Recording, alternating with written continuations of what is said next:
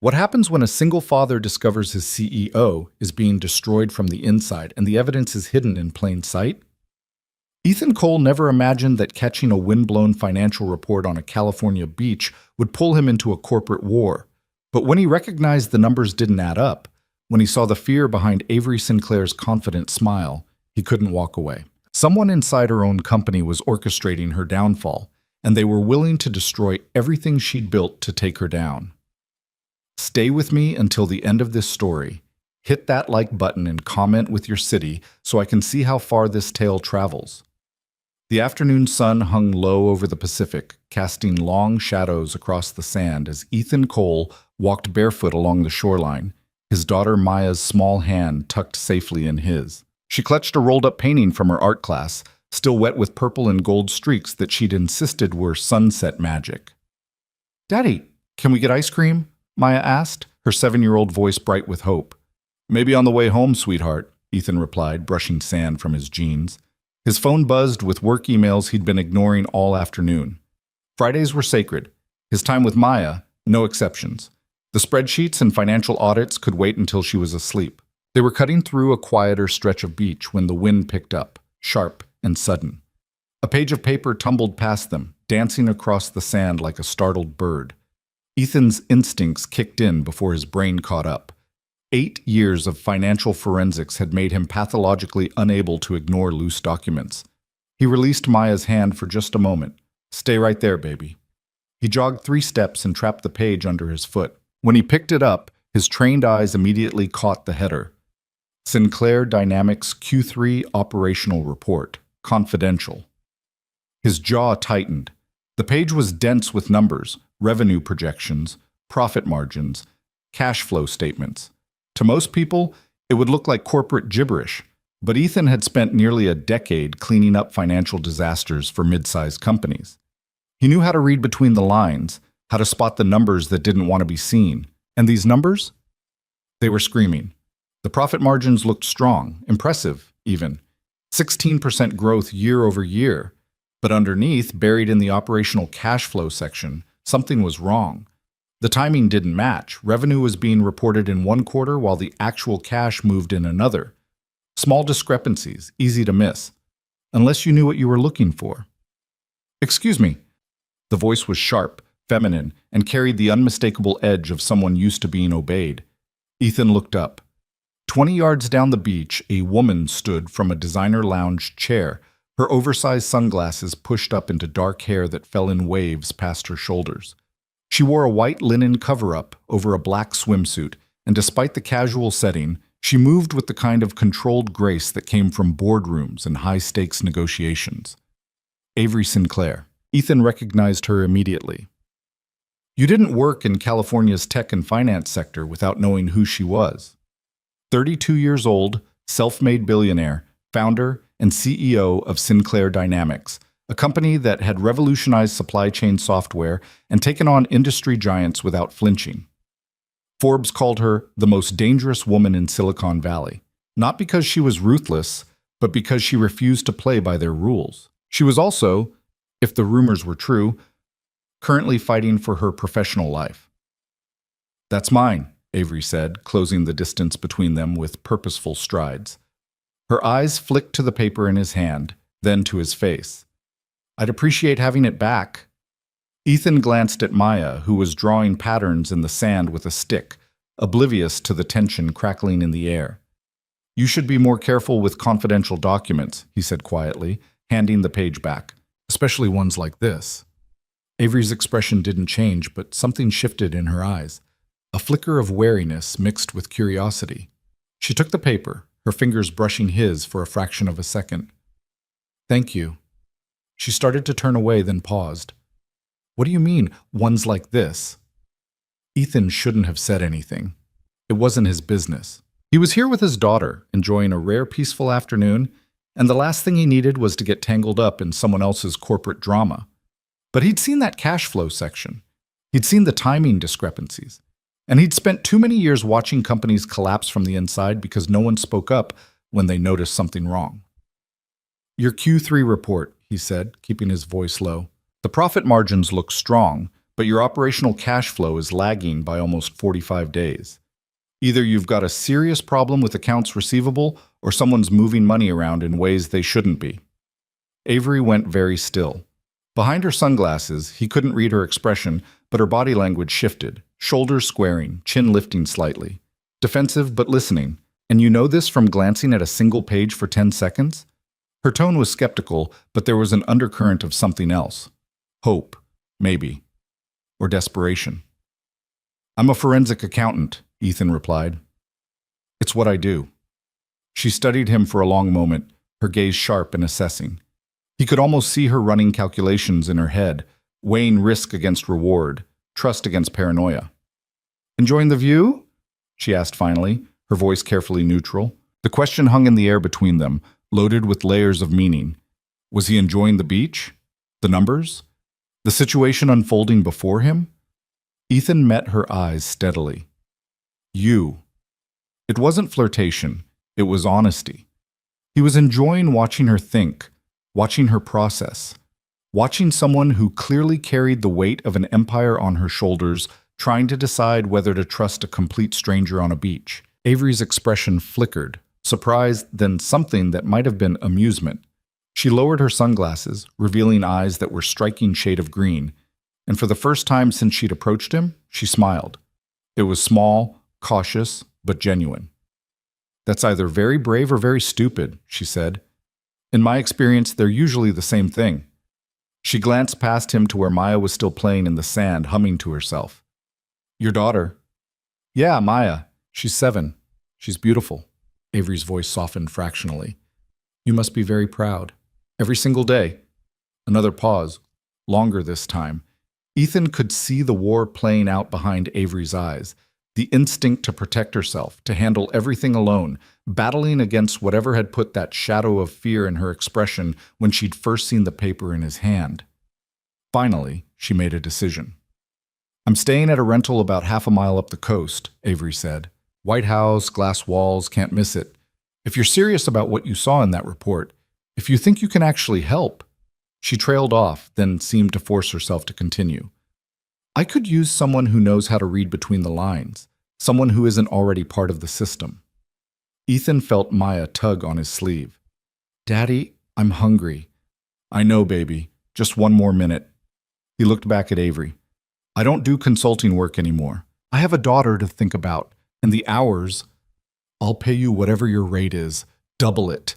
Avery's voice was urgent now, the carefully constructed walls cracking just enough for him to see the pressure underneath. Triple it. I don't care. Something's wrong in my company, and everyone I trust is either blind to it or part of it. I need fresh eyes. I need someone who doesn't have skin in this game. Why me? You don't know anything about me. I know you spotted a critical problem in 10 seconds that my entire accounting team has apparently missed for months. She gestured to the folder of reports still sitting beside her lounge chair. I know you're here on a Friday afternoon with your daughter instead of networking at some industry event. And I know that when you had the chance to walk away from someone else's mess, you stopped to warn them instead. She wasn't wrong. Every instinct Ethan had developed over years of forensic work was telling him that what he'd seen on that single page was just the tip of something much larger. The kind of financial irregularities that didn't happen by accident. The kind that destroyed companies. I need to get Maya home, he said finally. Feed her dinner, help with homework, the usual dad stuff. Avery's face fell, disappointment flickering across her features. But tomorrow's Saturday, Ethan continued. I can come by in the morning.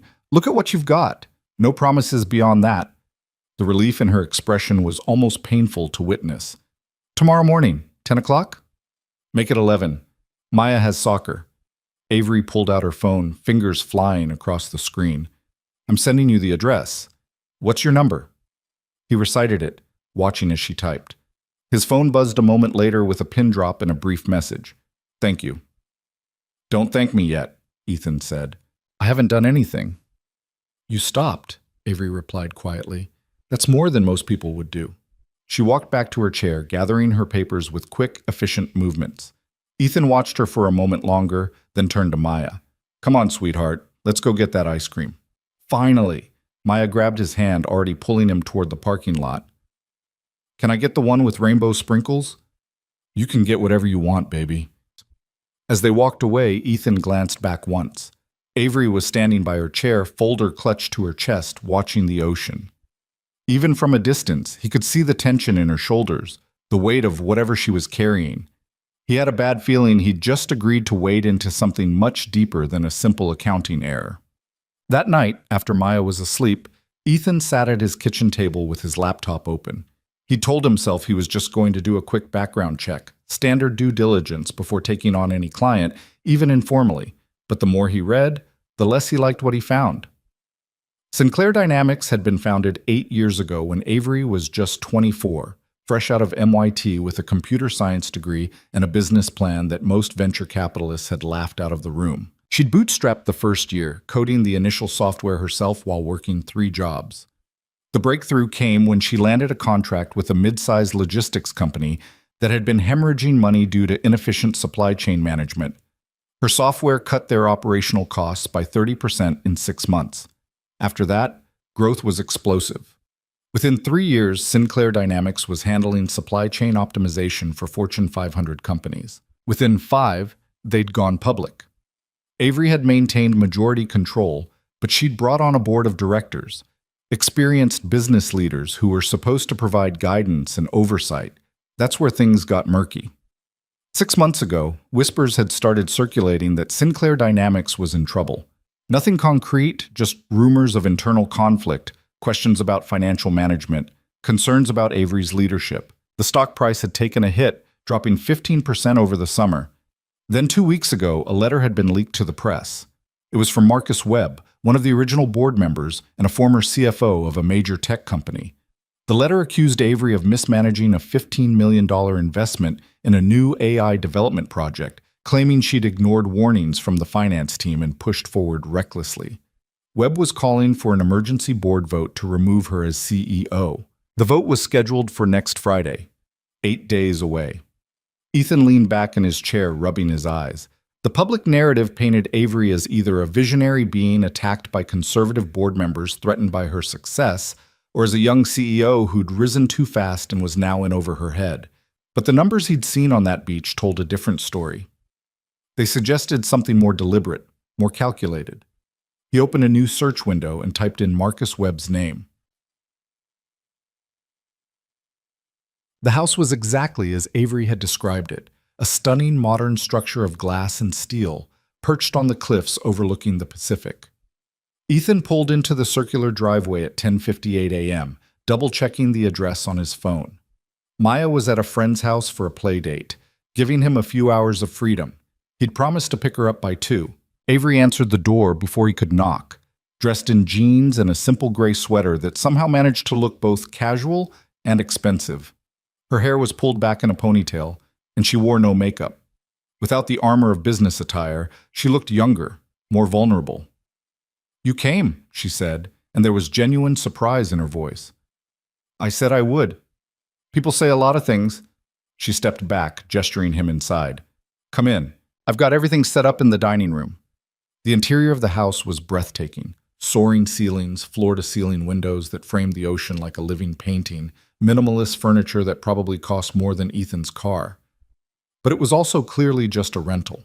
There were no personal touches, no photographs or artwork, nothing that suggested anyone actually lived here. "How long have you been staying here?" he asked as he followed her through the open-plan living space. 3 weeks. "I have a place in Los Angeles, but I needed somewhere quiet to think, somewhere I could work without—" She trailed off, making a vague gesture. "Without all the noise." The dining table was covered in papers, reports, spreadsheets, legal documents, all organized into neat stacks that suggested Avery had been going through them methodically. A laptop sat open at one end, multiple windows visible on the screen. 2 cold cups of coffee suggested she'd been at this for hours already. "I didn't know how much to pull together," Avery said, hovering uncertainly near the table. "I brought my last 6 months of financial reports, board meeting minutes, the original investment proposal for the AI project, correspondence with vendors." She gestured helplessly at the organized chaos. "I can get more if you need it." Ethan set down his bag and moved to the table, his eyes scanning the documents with practiced efficiency. "This is good for a start. Walk me through the timeline. When did things start feeling wrong? Avery pulled out a chair and sat down, her fingers drumming an anxious rhythm on the table. About 8 months ago, we were in the final stages of planning the AI development project. It was going to be huge, a complete game changer for predictive supply chain management. We'd allocated $15 million for the first phase. That's the investment Webb is questioning. Yes, but here's the thing. I didn't ignore warnings from the finance team. There were no warnings. Every projection, every analysis they ran, it all came back positive. Green lights across the board. She pulled a folder from one of the stacks and slid it toward him. These are the original reports. You can see for yourself. Ethan opened the folder, flipping through the pages. She was right. The financial analysis was thorough and optimistic. Conservative estimates showed a potential ROI of 200% over 5 years. Best-case scenarios went higher. So what changed, he asked. 4 months ago, Webb started raising concerns in board meetings, saying the project was over budget, that we were burning through cash too quickly, that I was making decisions without proper oversight. Avery's voice was tight with frustration. But when I asked for specifics for documentation of these overruns, he kept saying it was premature to draw conclusions and that he needed more time to compile the data. And did he ever compile it? 2 weeks ago. That's when he released the letter calling for my removal. He claims we've blown through $12 million of the $15 million budget with almost nothing to show for it. Ethan looked up sharply. Have you? I don't know. The admission clearly cost her. That's the problem. When I ask my CFO for detailed accounting of the project expenses, I get reports that show we're on budget and on schedule. But when Webb presents his version to the board, the numbers are completely different. Someone's lying, but I can't prove who. Who's your CFO? David Chen. He's been with the company for 5 years. I trust him completely. Ethan made a note on his phone. Trust was good, but in forensic accounting, it was also often the first thing that got people into trouble. What about the rest of the board? Where do they stand? Avery's expression darkened.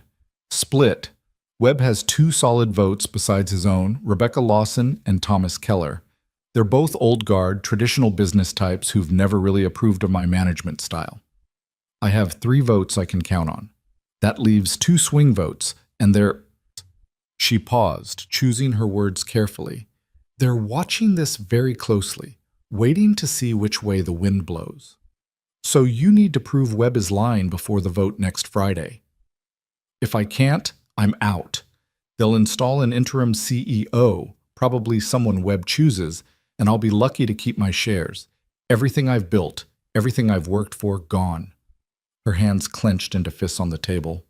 And the worst part? I know something's wrong. I can feel it, but I can't see it.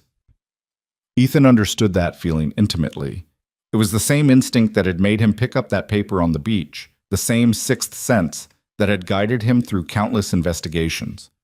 Okay, he said, pulling out his laptop. Let's start with the basics. I need access to your company's financial systems, accounting software, payroll, accounts payable, and receivable. Can you get me in? Avery nodded. I can set you up with view-only access. It won't raise any flags. Good. I also need the vendor contracts for the AI project. Every single one, no matter how small. I can get those. And Webb's financial disclosures. As a board member, he has to file them annually, right? Yes, but those are usually pretty basic, just high-level holdings, and she stopped, understanding dawning in her eyes. You think he has a financial interest in this somehow? I think someone stands to benefit from your company's stock price dropping and from you being removed as CEO. Webb is the most obvious candidate, but we need to follow the money. Ethan opened his laptop and pulled up a blank spreadsheet. Financial crimes are rarely about passion or revenge. They're about profit. If we can figure out who profits from this situation, we'll find our answer. For the next 3 hours, they worked in focused silence, broken only by occasional questions and the scratch of pen on paper. Avery proved to be quick and thorough, pulling up documents on her laptop and sending them to Ethan's secure email. She'd clearly spent years swimming in corporate finance. She knew what he needed before he had to ask. Around 1 o'clock, Ethan sat back and rubbed his eyes. I need to pick up my daughter in an hour. Of course. Avery glanced at her own watch, seeming surprised by how much time had passed. Have you found anything? Maybe. There are some irregularities in the vendor payments that I want to dig into more. And Webb's financial disclosures are interesting. He's got holdings in 3 different supply chain companies that would directly compete with Sinclair Dynamics if your AI project fails. Avery's eyes widened. That's a conflict of interest. We could use that to... It's not illegal unless he's actively manipulating company decisions to benefit those holdings, Ethan interrupted gently. And it's not proof of wrongdoing. It's just a thread worth pulling. She deflated slightly. So what now? Now I go pick up Maya, and then I spend tonight going through all of this more carefully. He gestured to the USB drive she'd given him, loaded with 6 months of company financial data. I'll need a few days minimum to really dig in. Maybe a week. We don't have a week. The vote is Friday. I know, but rushing this won't help. If I'm going to find proof of whatever's really going on, I need to be thorough. He paused, studying her face. Avery, I need you to be honest with me. Is there anything at all that Webb could use against you? Anything you might have done that could be construed as mismanagement or improper use of company resources? She met his gaze steadily. No, I've been careful, probably to a fault. I second-guess every major decision, run everything through legal and finance, document everything. I've had to be better than perfect, because I knew people were waiting for me to fail. There was an edge of bitterness in her voice that made Ethan's chest tighten. He recognized that tone. He'd heard it in his own voice often enough over the years. The exhaustion of always having to prove yourself, of never being allowed to make the same mistakes others could recover from. Okay, he said quietly. Then we'll figure this out. You keep saying we. Avery's voice was soft. You barely know me. This isn't your fight. You asked for help. I'm helping. He started packing up his laptop. Besides, I saw those cash flow numbers. This isn't just about you losing your job. If someone's actively manipulating your company's finances, they're putting hundreds of employees at risk. I can't walk away from that. Avery stood and walked to the window, her arms wrapped around herself. Beyond the glass, the Pacific stretched to the horizon, vast and indifferent. I started this company in a garage, she said, not looking at him. Literally. My friend's parents let me use their space because I couldn't afford rent. I worked 90-hour weeks for 2 years. I maxed out every credit card I had. I believed in this so much that I risked everything, and somehow it worked. It actually worked. She turned to face him, and there was a fierce determination in her eyes that reminded Ethan why Forbes had called her dangerous. I'm not going to let Marcus Webb or anyone else take that away. Whatever it takes to prove what's really happening, I'll do it. Then we should probably start with dinner, Ethan said. She blinked. What? You need to eat. When's the last time you had a real meal? Avery opened her mouth, then closed it again. I don't remember. Right. I'm picking up Maya at 2, but I'll come back around 6 with food. You like Thai? I'm not hungry. You will be. Ethan slung his bag over his shoulder and headed for the door. 6 o'clock, and Avery, get some rest. You look exhausted. That's not very flattering. It's honest. He paused at the door, looking back at her. You're fighting a war right now. Wars require soldiers who can think clearly. That means sleep, food, and taking care of yourself. Otherwise, you've already lost. She smiled, small and surprised. You're bossy. I'm a dad. It comes with the territory. Maya was full of energy when Ethan picked her up, chattering about the play date and the movie they'd watched and the cookies they'd baked. He let her talk, only half listening, his mind still churning through the numbers he'd seen. The vendor payments bothered him. There were small discrepancies, invoices that were paid twice, charges that didn't quite match the contract amounts, transfers to shell companies with vague descriptions. Individually, each one was small enough to miss. Together, they formed a pattern. Someone was siphoning money out of Sinclair Dynamics, and they were being very careful about it. Daddy, you're not listening. Ethan snapped back to the present, glancing at Maya in the rearview mirror. Sorry, sweetheart. What did you say? I asked if we can have pizza for dinner. Actually, I was thinking we'd get Thai food tonight. How do you feel about pad Thai? Maya wrinkled her nose. That's the noodle one, right? Yep. Can I have spring rolls too? Sure. Are we eating at home? Ethan hesitated. He'd planned to drop Maya with Mrs. Chen, their neighbor who sometimes babysat, so he could take dinner to Avery alone. But something in his daughter's expression made him reconsider. "Actually," he said slowly, "I have a friend I'm helping with some work stuff. I thought maybe we could all eat together. Would that be okay?" Maya perked up immediately. "Is she nice?" "She seems to be." "Is she pretty?" "Maya, because you said she, so I know it's a lady." His daughter grinned, clearly pleased with her deductive reasoning. "And you never have dinner with ladies except Mrs. Chen, and she's like 100 years old." "Mrs. Chen is 65 and you know it." "Still old." Ethan shook his head, but he was smiling despite himself. "Yes, she's pretty. And yes, she's nice. But this is just work, okay? I'm helping her with some problems at her company." "Okay, Daddy." Maya's tone suggested she didn't believe him for a second. Tech. When they arrived at the beach house at 6:15, Ethan carrying bags of Thai food and Maya clutching her stuffed rabbit, Avery answered the door looking marginally more rested. She'd changed into fresh clothes and her hair was loose around her shoulders.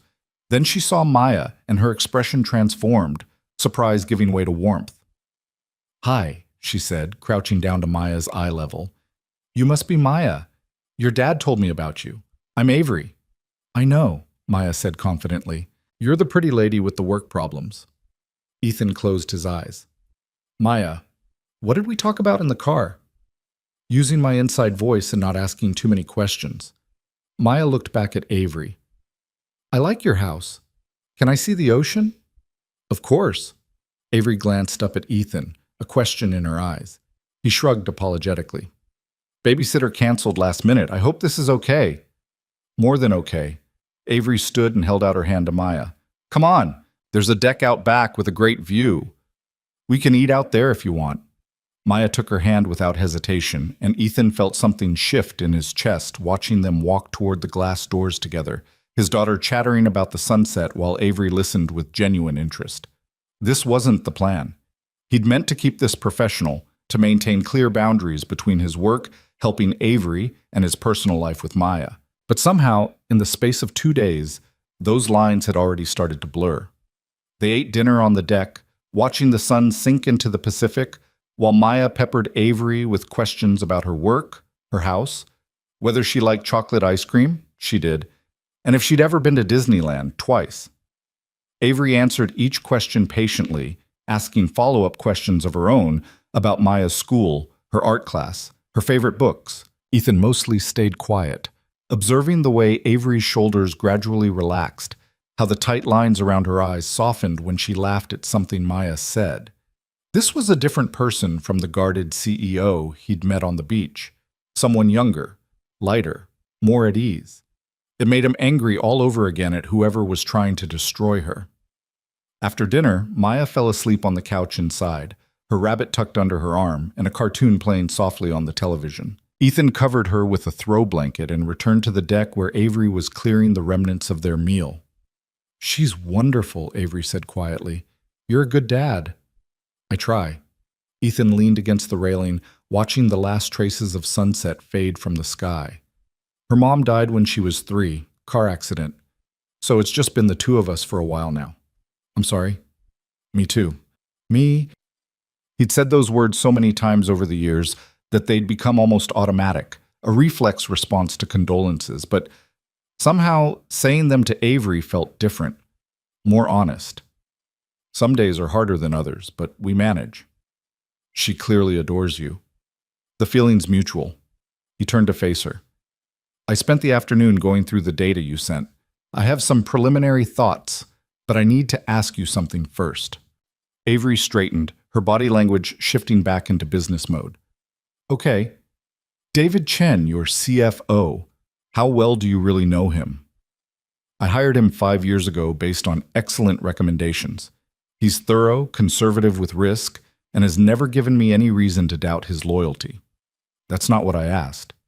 Avery was quiet for a moment, thinking. "We're not friends, if that's what you mean. Our relationship is professional. I trust his competence and his integrity, but I don't know much about his personal life beyond the basics." "What about his relationship with Marcus Webb?" "They've served on the board together for 4 years. They're cordial but not close, as far as I know." She paused. Why? Do you think David is involved in this?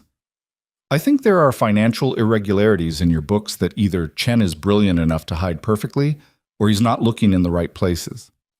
Ethan pulled out his phone and showed her a spreadsheet he'd compiled. These are vendor payments that don't match up. Same vendor, same type of service, but the amounts vary by 5 to 15% month to month with no clear pattern. Avery leaned in, studying the numbers. That could just be normal fluctuation, different projects requiring different levels of service. Could be, except when I cross-reference these payments with the actual project documentation you sent me, the services described don't match the charges. You're being billed for consulting hours that were never logged, materials that were never delivered, software licenses for products your company doesn't use. How much are we talking about? In the last 6 months? Conservatively, about $200,000 in questionable charges. Possibly more if this pattern extends further back. Avery's face had gone pale in the twilight. 200,000. It's not enough to sink your company, but it's enough to manipulate your cash flow numbers. Remember what I said about the timing discrepancies on that first page I saw? This could explain it. Someone's creating phantom expenses that eat into your quarterly cash flow without actually reducing your assets, making it look like I'm mismanaging money when I'm not. Exactly. Ethan swiped to another screen. And here's where it gets interesting. Most of these questionable payments trace back to 3 vendors. I did some digging. They're all registered to the same business address in Delaware. That address is a registered agent service used by hundreds of shell companies. Can you track down who owns them? Working on it. Delaware corporations have privacy protections that make it difficult but not impossible. I've got some contacts who owe me favors. He pocketed his phone. But Avery, here's what concerns me. These payments had to be approved by someone in your finance department, someone with access to accounts payable and enough authority that no one would question the charges. David, Avery said quietly, or someone reporting to him. I need to look at personnel records, see who has the right access levels and permissions. I'll get you whatever you need. She gripped the deck railing, her knuckles white. If David is part of this, if I've been trusting him while he's been helping Webb destroy my company, we don't know that yet. Don't jump to conclusions. But you suspect him. I suspect everyone until the evidence tells me otherwise. That's how this works.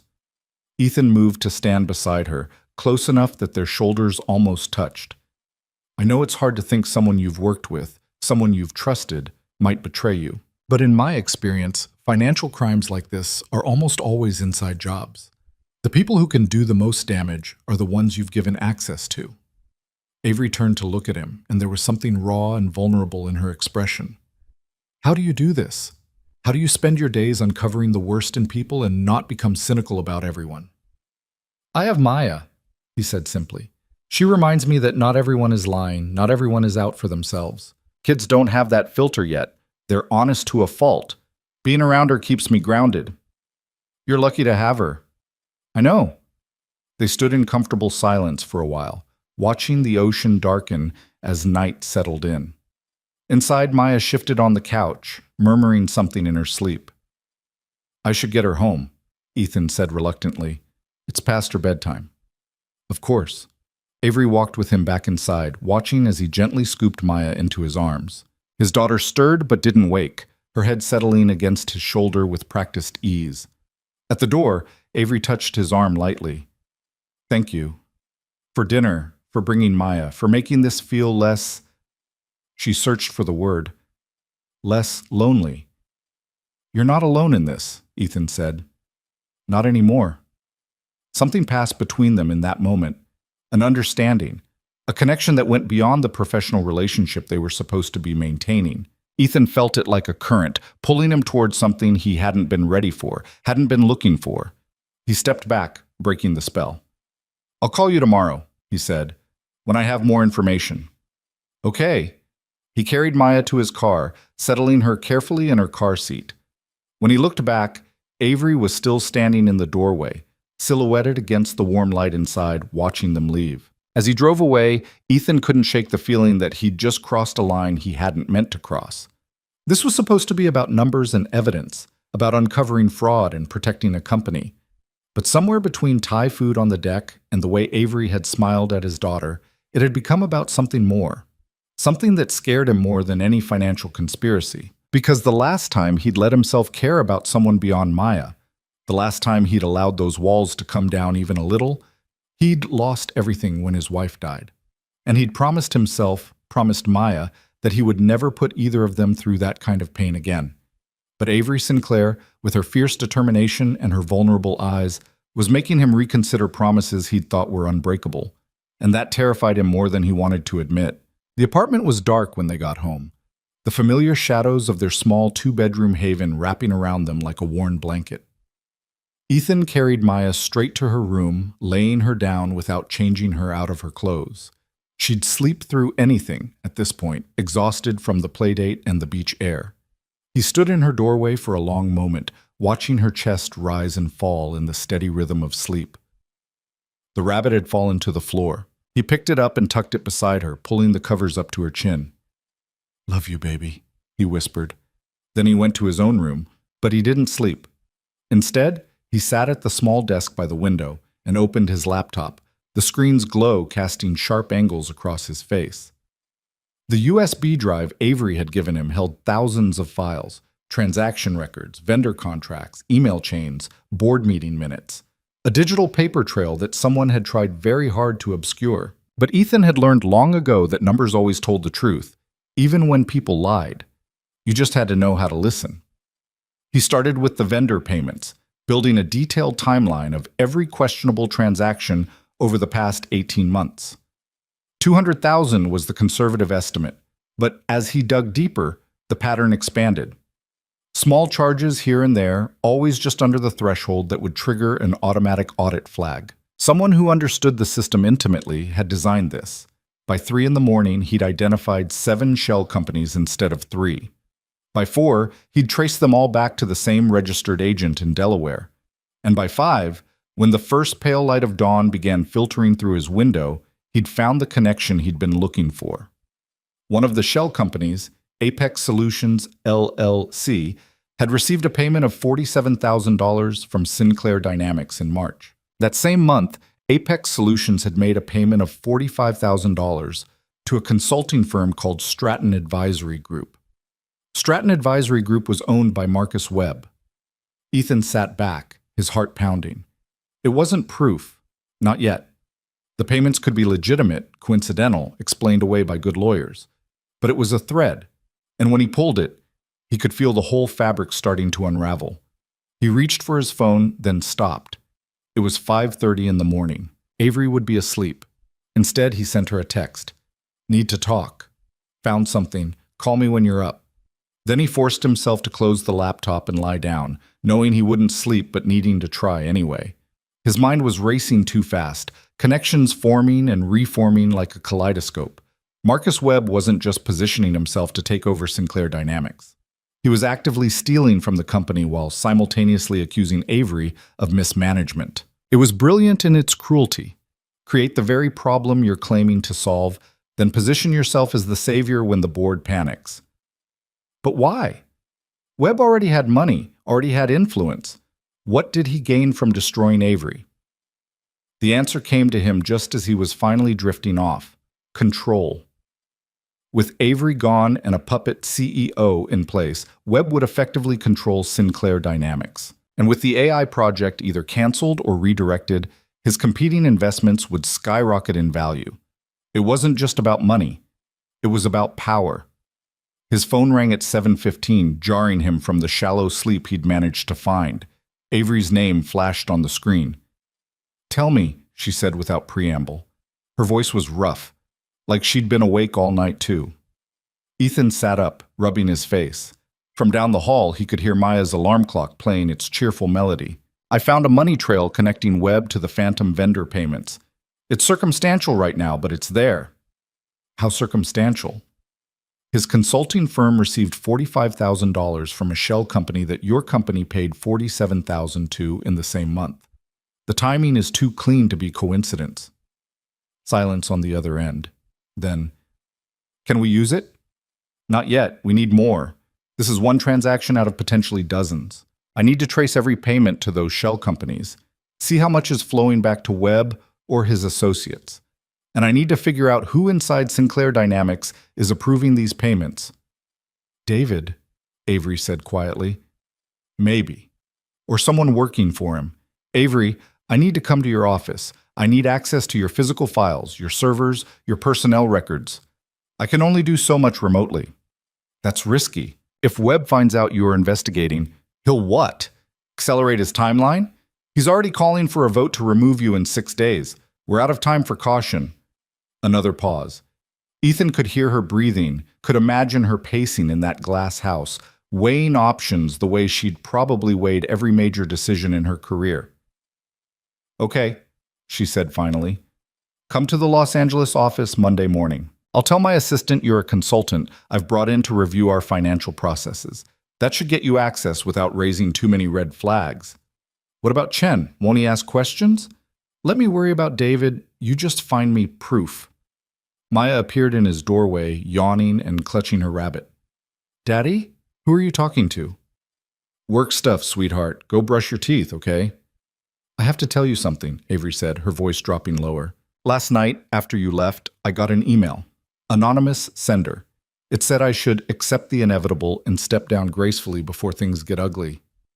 Ethan's grip on the phone tightened. Did you trace it? Dead end. Sent through a VPN disposable email address. But Ethan, it felt like a threat. Did you keep it? Of course.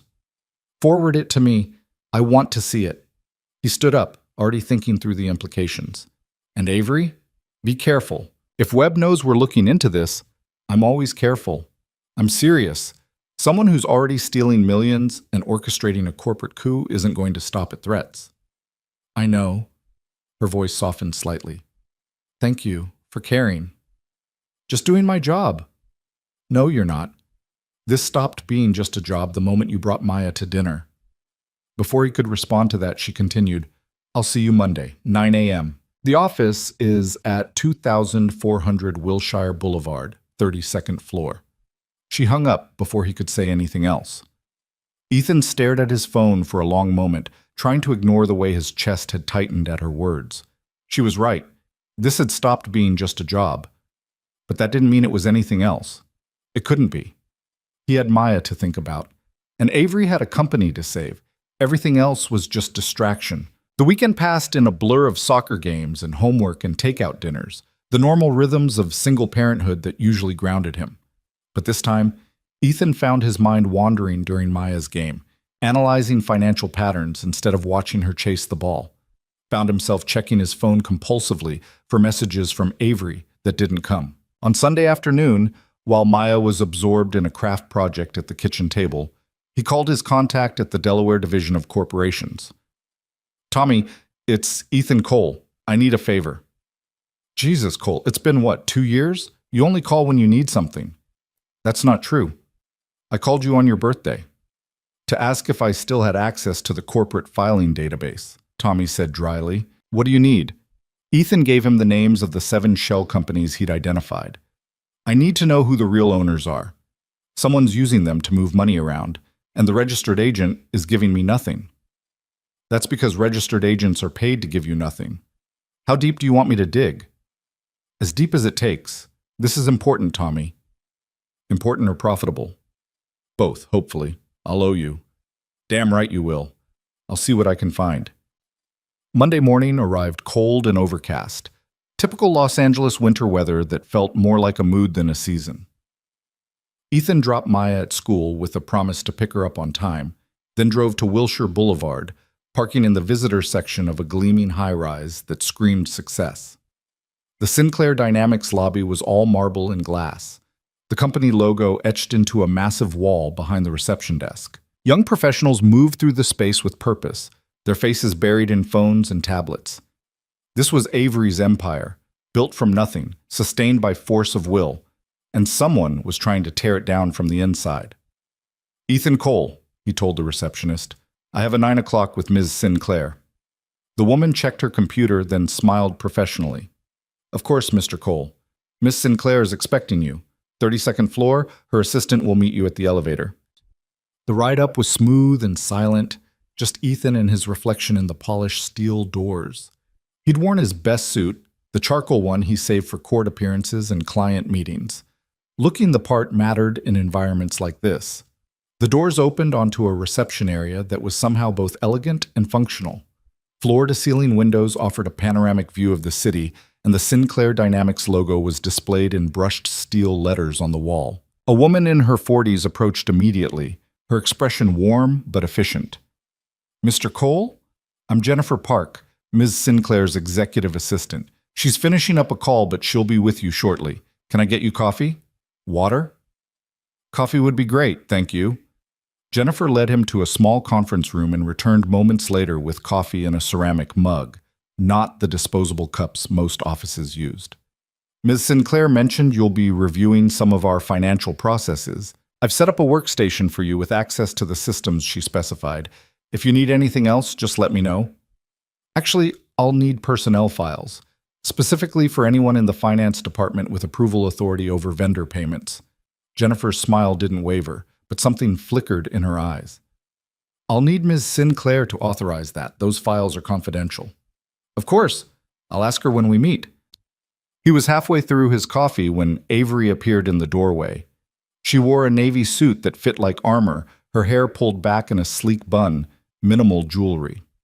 This was CEO Avery, not the woman who'd sat on a beach deck sharing Thai food with a 7-year-old, but when their eyes met, he saw the exhaustion underneath the polish. "Ethan, thank you for coming," she gestured to Jennifer. "Jen, Mr. Cole will need access to personnel files for the finance department. Please coordinate with HR." "Of course."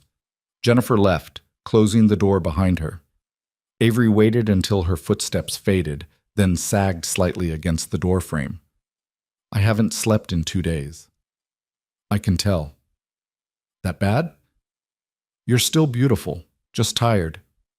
The words were out before he could stop them, too honest and too familiar for a professional setting. Avery's expression softened. "You're terrible at maintaining boundaries, you know that?" "So I've been told." He stood, needing to put some physical distance between them. "Walk me through your typical day. I need to understand the workflow, who has access to what, where the vulnerabilities are." For the next hour, Avery guided him through the office, introducing him to key staff members as a consultant brought in to optimize financial processes. Most people accepted the explanation without question, though he noticed the way David Chen's eyes narrowed when they met in the hallway.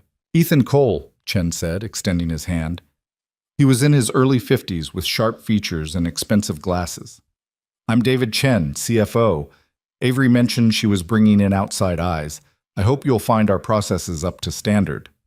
"I'm sure I will," Ethan replied evenly. "Though there are a few payment patterns I'd like to discuss with you later, if you have time."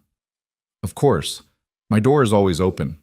Chen's smile didn't reach his eyes. "Though I'm surprised Avery felt the need to bring in outside help. We have an excellent internal audit team." "Sometimes fresh perspective helps," Avery interjected smoothly. "Ethan has experience with forensic accounting. I thought it would be valuable given the current climate." Chen's expression hardened, almost imperceptibly. "Ah, the web situation." "The allegations of financial mismanagement," Avery corrected, "which we both know are baseless. But the board wants reassurance, and Ethan's report will provide that." "I see." Chen looked between them, calculating. "Well, let me know if you need anything from my department. We're happy to cooperate." He walked away, his shoulders stiff with tension. "He knows something," Ethan said quietly once Chen was out of earshot. "Or he suspects we're onto something." Same thing in the end. Avery led him to the workstation Jennifer had prepared, a corner office with 2 monitors and a door that locked. "I've given you access to everything. Financial systems, email servers, shared drives. The password is your daughter's name, capitalized, followed by 2025. Ethan raised an eyebrow. "Maya 2025. I figured it was something you'd remember and no one else would guess." She hesitated, then added, "How is she?" "Good. Asked about you yesterday. Wanted to know if this pretty lady liked her drawing." "What drawing?" "The one she made you at the beach house. She slipped it into your mail slot before we left. I didn't realize until we were already home." Avery's face transformed, surprise melting into something tender. I found it. A sunset with 3 people standing on a beach. Her favorite subject lately. I put it on my refrigerator. They looked at each other for a long moment, and Ethan felt that pull again, that dangerous current drawing him towards something he'd sworn to avoid. I should get to work, he said, breaking the spell. Right. Yes. Avery moved toward the door, then stopped. Ethan, be careful. If Chen is involved, if he realizes what you're looking for, I know how to be subtle. Do you? She smiled slightly. Because you just told the CFO you wanted to discuss payment patterns with him. That's not exactly subtle. It's a test. See how he reacts, what he does next. People make mistakes when they're nervous. And if he doesn't make a mistake, everyone makes mistakes eventually. That's how we catch them. After Avery left, Ethan locked the door and got to work. The next 6 hours passed in intense focus, broken only by a sandwich Jennifer brought him at noon and a brief call to check on Maya at school. The financial systems were well organized, almost too well organized. Someone had put significant effort into making everything look clean and legitimate. But Ethan had spent years learning to see past the surface, to spot the small inconsistencies that revealed larger problems. He found them in the approval chains. Every vendor payment over $10,000 required 2 signatures, typically the department head requesting the service and someone from finance approving the expenditure. For the questionable payments Ethan had identified, the pattern was consistent. Requests came from various department heads, but they were always approved by the same person in finance, not David Chen. His name was Ryan Mitchell, a senior accountant who'd been with Sinclair Dynamics for 3 years. According to his personnel file, which Jennifer had quietly delivered around 2 o'clock, Mitchell had stellar performance reviews and had been promoted twice. He was trusted, reliable, and had extensive access to the accounts payable system. Ethan pulled up Mitchell's email correspondence, searching for anything related to the shell companies. What he found made his pulse quicken. Starting about 18 months ago, Mitchell had been communicating regularly with someone at an email address that ended in apexsolutions.net, the same Apex Solutions that had funneled money to Marcus Webb's consulting firm. The emails were carefully worded, always professional, discussing payment schedules and invoicing details. But there was a subtext that Ethan recognized from hundreds of fraud investigations. Mitchell wasn't just processing payments, he was coordinating them. And then Ethan found the smoking gun, an email from 6 months ago where Mitchell had accidentally copied Webb directly instead of the Apex Solutions contact. The email discussed adjusting the payment schedule to avoid triggering audit thresholds. Webb had replied with a single line, "Understood. Proceeding as discussed." Ethan took a screenshot, saved it to an encrypted drive, then kept digging. By 4 o'clock, he'd built a comprehensive map of the fraud. Mitchell approving phantom payments, money flowing through shell companies, ultimately landing in accounts connected to Marcus Webb, and 2 of his board allies, Rebecca Lawson and Thomas Keller. They weren't just trying to remove Avery. They were actively robbing her company while positioning themselves to take control. The total, once he added everything up, was staggering, just over $4 million over 18 months. He was so absorbed in the numbers that he didn't hear the door open behind him. "Find something interesting?" Ethan spun around. David Chen stood in the doorway, his expression unreadable. "How did you get in? I locked the door." "I'm the CFO. I have keys to every office in this building." Chen stepped inside, closing the door behind him. "You've been in here for 6 hours, barely taking breaks. That's the behavior of someone who's found something significant." Ethan's mind raced, calculating options. The evidence was on his screen, visible if Chen took 2 steps closer. He minimized the windows with a casual keystroke. "Just thorough," he said evenly. "That's what Avery hired me for." "Avery?" Chen smiled thinly. "You two seem quite close for people who just met." "We're both professionals trying to solve a problem. Are you?" Chen moved closer, and Ethan tensed. "Because, from where I'm standing, you look like a man who's gotten himself involved in something complicated, something dangerous." "Is that a threat?" "It's advice." Chen's voice dropped lower. "Whatever you think you've found, whatever Avery has told you, there are things about this situation you don't understand, layers you can't see. Then help me understand. I can't. Not here. Not now. Chen glanced toward the glass wall overlooking the main office area. But if you're smart, if you care about Avery and about yourself, you'll be very careful about who you trust with whatever information you've uncovered. Before Ethan could respond, Chen turned and walked out, leaving the door open behind him. Ethan sat frozen for a long moment, his heart pounding. That wasn't the reaction of a guilty man trying to cover his tracks. That was something else entirely. A warning. He pulled out his phone and texted Avery. Need to talk. Private. Not in the office. Her response came within seconds. Beach House, 7 p.m. Ethan checked the time, 4:30. He had to pick up Maya at 5:15, which meant he'd need to bring her with him again. Unless... He called Mrs. Chen, their neighbor. I know it's last minute, but any chance you could watch Maya tonight? I have a work thing that might run late. Of course, dear. Bring her by whenever you're ready. After collecting his files and securing the evidence on multiple encrypted drives, Ethan headed downstairs. The lobby was busy with people leaving for the day, and he merged into the crowd, scanning faces out of habit. That's when he saw him. Ryan Mitchell was standing near the elevators, talking on his phone. His body language was agitated, one hand gesturing sharply as he spoke. Ethan couldn't hear the conversation, but he could read lips well enough to catch a few words. Problem. Investigating. Need to tell. Mitchell ended the call and headed for the exit. Ethan followed at a distance, staying in the flow of departing employees. Outside, Mitchell walked 2 blocks to a parking garage. Ethan hung back, watching as the accountant got into a silver Audi and pulled out into traffic. He had a decision to make. Follow Mitchell and potentially miss his pickup time with Maya, or let it go and head to the school. His phone buzzed with the text from Avery. Chen just came to my office.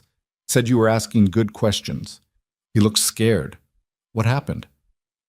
Ethan watched Mitchell's car disappear around a corner, then made his choice. Maya came first. Always. He texted back. Tell you tonight. Picking up Maya, then heading to you. By the time he reached the beach house at 7:15, night had fully settled over the coast. The lights were on inside, warm and welcoming against the darkness. Maya was already asleep in the car. The drive had knocked her out as it often did. Avery met him at the door, taking in his expression and the sleeping child in his arms with understanding. Guest bedroom upstairs, she said quietly. Second door on the left. He carried Maya up, settling her on a bed that was far too luxurious for a 7-year-old, pulling a blanket over her small form. When he came back downstairs, Avery had poured 2 glasses of wine and was standing at the windows, staring out at the invisible ocean. I found it, Ethan said without preamble. All of it. Ryan Mitchell in your finance department has been approving phantom payments for 18 months. The money flows through shell companies and ends up with Marcus Webb, Rebecca Lawson, and Thomas Keller. $4 million total. Avery didn't turn around. $4 million, give or take. And I have emails proving Webb was directly coordinating with Mitchell. It's not circumstantial anymore. It's evidence. Then we can go to the board, show them what Webb has been doing. We could, Ethan agreed. Except David Chen cornered me this afternoon and basically warned me that there are layers I don't understand. He looked genuinely frightened, Avery, not guilty, scared. She finally turned to face him. What are you saying? I'm saying I think there's more going on here than just embezzlement and a power grab. Chen knows something, and whatever it is, it's big enough to scare a man who's been a CFO for 20 years. Did you ask him what he meant? He wouldn't say, not in the office, but the way he looked at me. Ethan moved to stand beside her at the window. Avery, I think we need to talk to him. Somewhere private, somewhere he feels safe enough to tell us the truth. I can set that up. He trusts me. Does he? Ethan looked at her reflection in the glass. Because $4 million has been stolen from your company over 18 months, and as CFO, he should have noticed. Either he's incompetent, which I doubt, or he's complicit, which you refuse to believe, or he's scared of something bigger than losing his job. Avery was quiet for a long moment. Then, tomorrow night, I'll invite him to dinner, somewhere public but quiet. You can join us. He'll know it's a setup. Maybe. But if he's as scared as you say, maybe he wants to talk. Maybe he's been waiting for someone to ask the right questions. She picked up her wine glass, taking a long sip. You said you found emails between Mitchell and Webb? Multiple communications over 6 months, all discussing payment schedules and avoiding audit triggers. Webb knew exactly what was happening. So we have proof of fraud and conspiracy. Yes. Then why don't I feel relieved? Avery's voice cracked slightly. Why does this feel like it's just getting started? Ethan didn't have an answer for that. His instincts, honed by years of investigating corporate fraud, were screaming that Chen was right. There were layers they hadn't uncovered yet. The embezzlement scheme was too obvious once you knew where to look, almost like it was meant to be found, like it was a distraction from something worse. The board vote is Friday, Avery said. 4 days from now. Even with this evidence, can we stop it? We can try, but Avery, if Webb knows we're on to him, if Mitchell has warned him, then what? What's he going to do? The email flashed through Ethan's mind, the anonymous threat telling Avery to step down before things got ugly. I don't know, he admitted, but I think we need to be prepared for him to escalate. They stood together at the window, side by side, watching the darkness. Somewhere out there, Marcus Webb was making his own plans, calculating his next move, and Chen, frightened and silent, held secrets that could change everything. Upstairs, Maya slept peacefully, unaware of the gathering storm. Ethan envied her that innocence, that ability to trust that the adults in her life would keep her safe. He just hoped he could live up to that trust. The restaurant Avery chose was a small Italian place in Santa Monica, the kind of establishment where privacy cost as much as the food. Tucked away on a quiet street with no paparazzi-friendly sightlines, it catered to people who needed to have conversations that couldn't be overheard. Ethan arrived first, taking a corner table that gave him a clear view of both entrances. Old habits from his forensic accounting days, when meeting nervous whistleblowers required thinking about exit strategies and who might be watching. He'd left Maya with Mrs. Chen again, promising his daughter he'd be home by 10. The lie sat heavy in his chest. He had no idea how long this would take. David Chen arrived at 7:45, exactly 15 minutes late. Ethan recognized the tactic immediately. The CFO was establishing that he wasn't desperate, wasn't rushing to this meeting, wasn't so frightened that he'd jump at Avery's invitation. But the tension in his shoulders told a different story. Mr. Cole, Chen said, sliding into the booth across from him, I should have known Avery wouldn't come alone. She's running late. Board call that went long. Ethan gestured to the menu. Order something. This might take a while. Chen's jaw tightened, but he picked up the menu, his eyes scanning without really seeing. Does she know you're interrogating me? I'm not interrogating anyone. I'm trying to understand what's happening at Sinclair Dynamics before people get hurt. People are already hurt. Chen set down the menu. You just haven't figured out how badly yet. Before Ethan could respond, Avery appeared at the table, her coat damp from the light rain that had started falling outside. She looked exhausted, dark circles under her eyes that makeup couldn't quite hide. David. She slid in beside Ethan, close enough that their shoulders touched. Thank you for coming. Did I have a choice? Chen's voice was tight. Everyone has a choice. Avery folded her hands on the table. You've worked for me for 5 years. In all that time, you've never lied to me, never given me reason to doubt your integrity. So I'm going to ask you directly, what's going on? What are you so afraid of? Chen looked between them, his expression warring with itself. Fear and frustration and something that looked almost like relief fought for dominance. You found Ryan Mitchell, he said finally. It wasn't a question. Yes, Ethan confirmed, and the payments, and the emails connecting him to Marcus Webb. Then you know about the $4 million. We know Webb has been systematically stealing from the company while positioning himself to remove Avery. What we don't know is why you haven't stopped it. Ethan kept his voice level, non-accusatory. You're too good at your job not to have noticed those irregularities. Chen laughed bitterly. You think I didn't notice? I spotted the first discrepancy 14 months ago. Small payment to a vendor I didn't recognize, approved by Mitchell. I flagged it, started investigating. He paused as the waiter approached, ordered wine he probably wouldn't drink, waited until they were alone again. What I found scared me enough that I stopped looking. Avery leaned forward. David, what did you find? The CFO pulled out his phone, scrolled through files, then slid it across the table. On the screen was a photograph, grainy, taken from a distance, but clear enough to make Ethan's blood run cold. It showed Avery leaving her office building, unaware she was being watched. The timestamp was from 6 months ago. "There are more," Chen said quietly. "Hundreds of them, going back 2 years. They have photos of you at the gym, at restaurants, at your apartment. They know your schedule, your habits, who you meet with, and when." His voice dropped lower. "This isn't just about money, Avery. This is surveillance. Someone has been watching you for a very long time." Avery's face had gone pale. "Who?" "I don't know. The photos were in an encrypted folder on the company server, hidden behind layers of security that shouldn't have existed. I only found them because I was tracing Mitchell's access logs." Chen took his phone back, his hands shaking slightly. "When I tried to dig deeper, I got a call. Blocked number. The voice was distorted, but the message was clear. Stop investigating or the photos go public, along with some very creative interpretations about your relationship with various employees." "Blackmail," Ethan said. "Worse than blackmail. Weaponized surveillance designed to destroy her reputation and credibility if she doesn't cooperate." Chen looked at Avery with something like anguish. "They didn't just want you gone. They wanted you destroyed, unable to fight back, unable to defend yourself.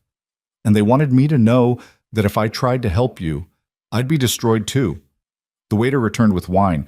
Nobody touched it. Avery's voice was steady when she spoke, but Ethan could see her hands gripping the table edge. "Why didn't you tell me?" "Because I thought I could handle it. I thought if I just kept quiet, documented everything, waited for the right moment." Chen shook his head. "I was a coward. I'm sorry." "You were protecting yourself," Ethan said. "That's not the same thing as being a coward. But Chen, you need to understand, this surveillance, the photos, the threats, that's evidence. That's proof that whatever Webb is doing goes beyond embezzlement. I know. That's why I copied everything before they could delete it." Chen reached into his jacket and pulled out a small flash drive. "Every photo, every encrypted file I could access, every communication I intercepted, it's all here." He placed it on the table between them like a grenade with the pin already pulled. Avery stared at it. What else is on there?" "Things I don't fully understand. Financial projections that don't make sense. References to something called Project Meridian that isn't in any official company records. And," he hesitated, "communications between Webb and someone outside the company. Someone with significant resources and a very specific interest in Sinclair Dynamics' AI development." Ethan picked up the drive, turning it over in his fingers. "Who?" "The emails are coded, but I ran some background on the metadata. Best I can tell, it's someone connected to Titan Industrial Group." The name hit Ethan like a physical blow. Titan Industrial was one of the largest conglomerates in the country, with fingers in everything from defense contracts to consumer technology. They were also known for aggressive acquisition strategies that bordered on corporate warfare. "Titan wants to buy Sinclair Dynamics," Avery said slowly, understanding dawning in her eyes. "They approached me 8 months ago with an offer. I turned them down. And shortly after that, the surveillance started," Chen confirmed. "The embezzlement scheme, the campaign to discredit you, all of it. I think it's designed to tank your stock price and force a sale. With you removed as CEO and Webb controlling the board, Titan could buy the company for a fraction of its actual value. Then profit from the AI development I've spent years building," Avery finished. Her voice had gone flat, emotionless. The tone of someone processing betrayal so deep it hadn't hit yet. Ethan's mind was racing through the implications. This wasn't just corporate fraud anymore. It was conspiracy, possibly even industrial espionage. The kind of case that could destroy careers and send people to prison for decades. The kind of case that could get people killed. "We need to go to the authorities," he said. "The SEC, the FBI, someone with the power to—" "No." Avery cut him off sharply. "The moment we involve law enforcement, this becomes public. The stock price will collapse. Our clients will panic, and even if we prove everything, the damage will be irreversible. Titan wins either way." "So what's your alternative? Let Webb call the vote on Friday and hope the board believes us when we accuse him of conspiracy?" "I don't know yet." She looked at Chen. "How much time do we have before Webb realizes you've talked to us?" "I've been careful. As far as anyone knows, this is just a normal dinner meeting. But if Mitchell gets spooked, if he tells Webb that Cole was digging into the payments, Chen trailed off meaningfully. Ethan checked his phone. 8:30. We need to move fast, tonight, if possible. I want to go through everything on that drive, cross-reference it with what I've already found, build a case so airtight that the board has no choice but to remove Webb. That's not enough, Avery said quietly. Even if we remove Webb, if Titan is behind this, they'll just find another way, another angle of attack. She looked up, and there was something fierce and determined in her expression that reminded Ethan why she'd built an empire from nothing. We need to go on offense, figure out what they really want, and take it away from them. The AI project, Chen said. That's what Titan wants. The predictive supply chain algorithms you've been developing, if they work the way your team thinks they will, they'll revolutionize logistics for every industry. Defense contracts alone would be worth billions. Then we accelerate the timeline. Launch early. Avery was thinking out loud now, her strategic mind clicking into gear. If the AI is already public, already integrated into our existing client contracts, Titan loses their leverage. They can't buy exclusive access to something we've already released. Your development team isn't ready, Chen protested.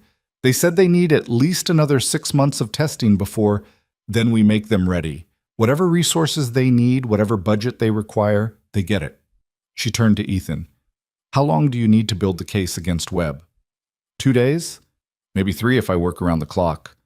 You have 48 hours. By Thursday morning, I want documentation solid enough to present to the board, evidence they can't ignore or explain away.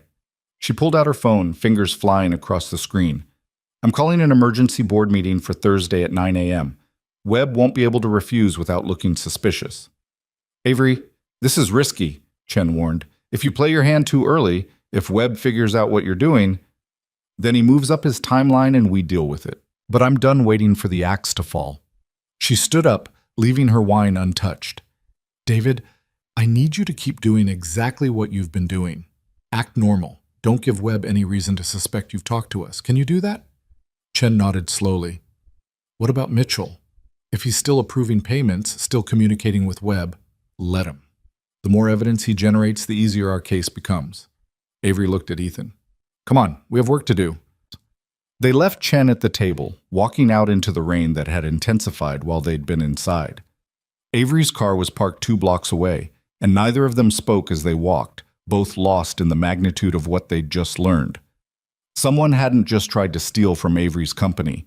They'd been watching her for years, documenting her life, building a profile detailed enough to destroy her if she didn't cooperate.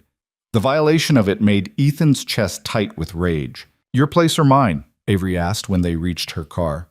Ethan checked his phone. 3 missed calls from Mrs. Chen. Damn, I need to pick up Maya. Bring her to the beach house. I have that guest room, and honestly, Avery's voice cracked slightly. I don't want to be alone tonight. The admission hung between them, raw and honest. Ethan knew he should say no, should maintain the professional distance he'd been trying desperately to preserve. But the thought of leaving Avery alone in that glass house, knowing someone had been photographing her for 2 years, made the decision for him. Okay, I'll get Maya and meet you there in an hour. Mrs. Chen answered the door in her bathrobe, worry creasing her face. Ethan, thank goodness. Maya's fine, but she had a nightmare about an hour ago. Asked for you. Guilt stabbed through him. I'm so sorry, Mrs. Chen. Work got complicated. I gathered. She stepped back to let him in. She's asleep now, but she was pretty upset. Something about you being in danger? Ethan found Maya curled up on Mrs. Chen's couch, her rabbit clutched tight. Even in sleep, her face showed traces of tears. He scooped her up carefully, and her eyes fluttered open. Daddy? I'm here, baby. I'm okay.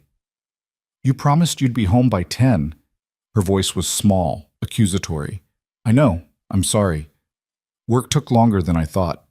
He carried her toward the door, thanking Mrs. Chen over his shoulder. How about we go somewhere special tonight? Remember the beach house with the big windows? Maya perked up slightly. Ms. Avery's house? That's right. She said we could stay over. Would you like that? Will she make breakfast? I'm sure we can convince her. By the time they arrived at the beach house, Maya had drifted back to sleep in her car seat. Avery was waiting at the door, her earlier composure cracking when she saw Ethan carrying his daughter inside. She had a nightmare, Ethan explained quietly, about me being in danger. Kids pick up on stress even when you think you're hiding it. I'm sorry. Avery led them upstairs to the guest room, pulling back the covers so Ethan could lay Maya down. I never meant to disrupt your life like this. You didn't disrupt anything. I chose to help. He tucked the blanket around his daughter, brushing hair from her forehead.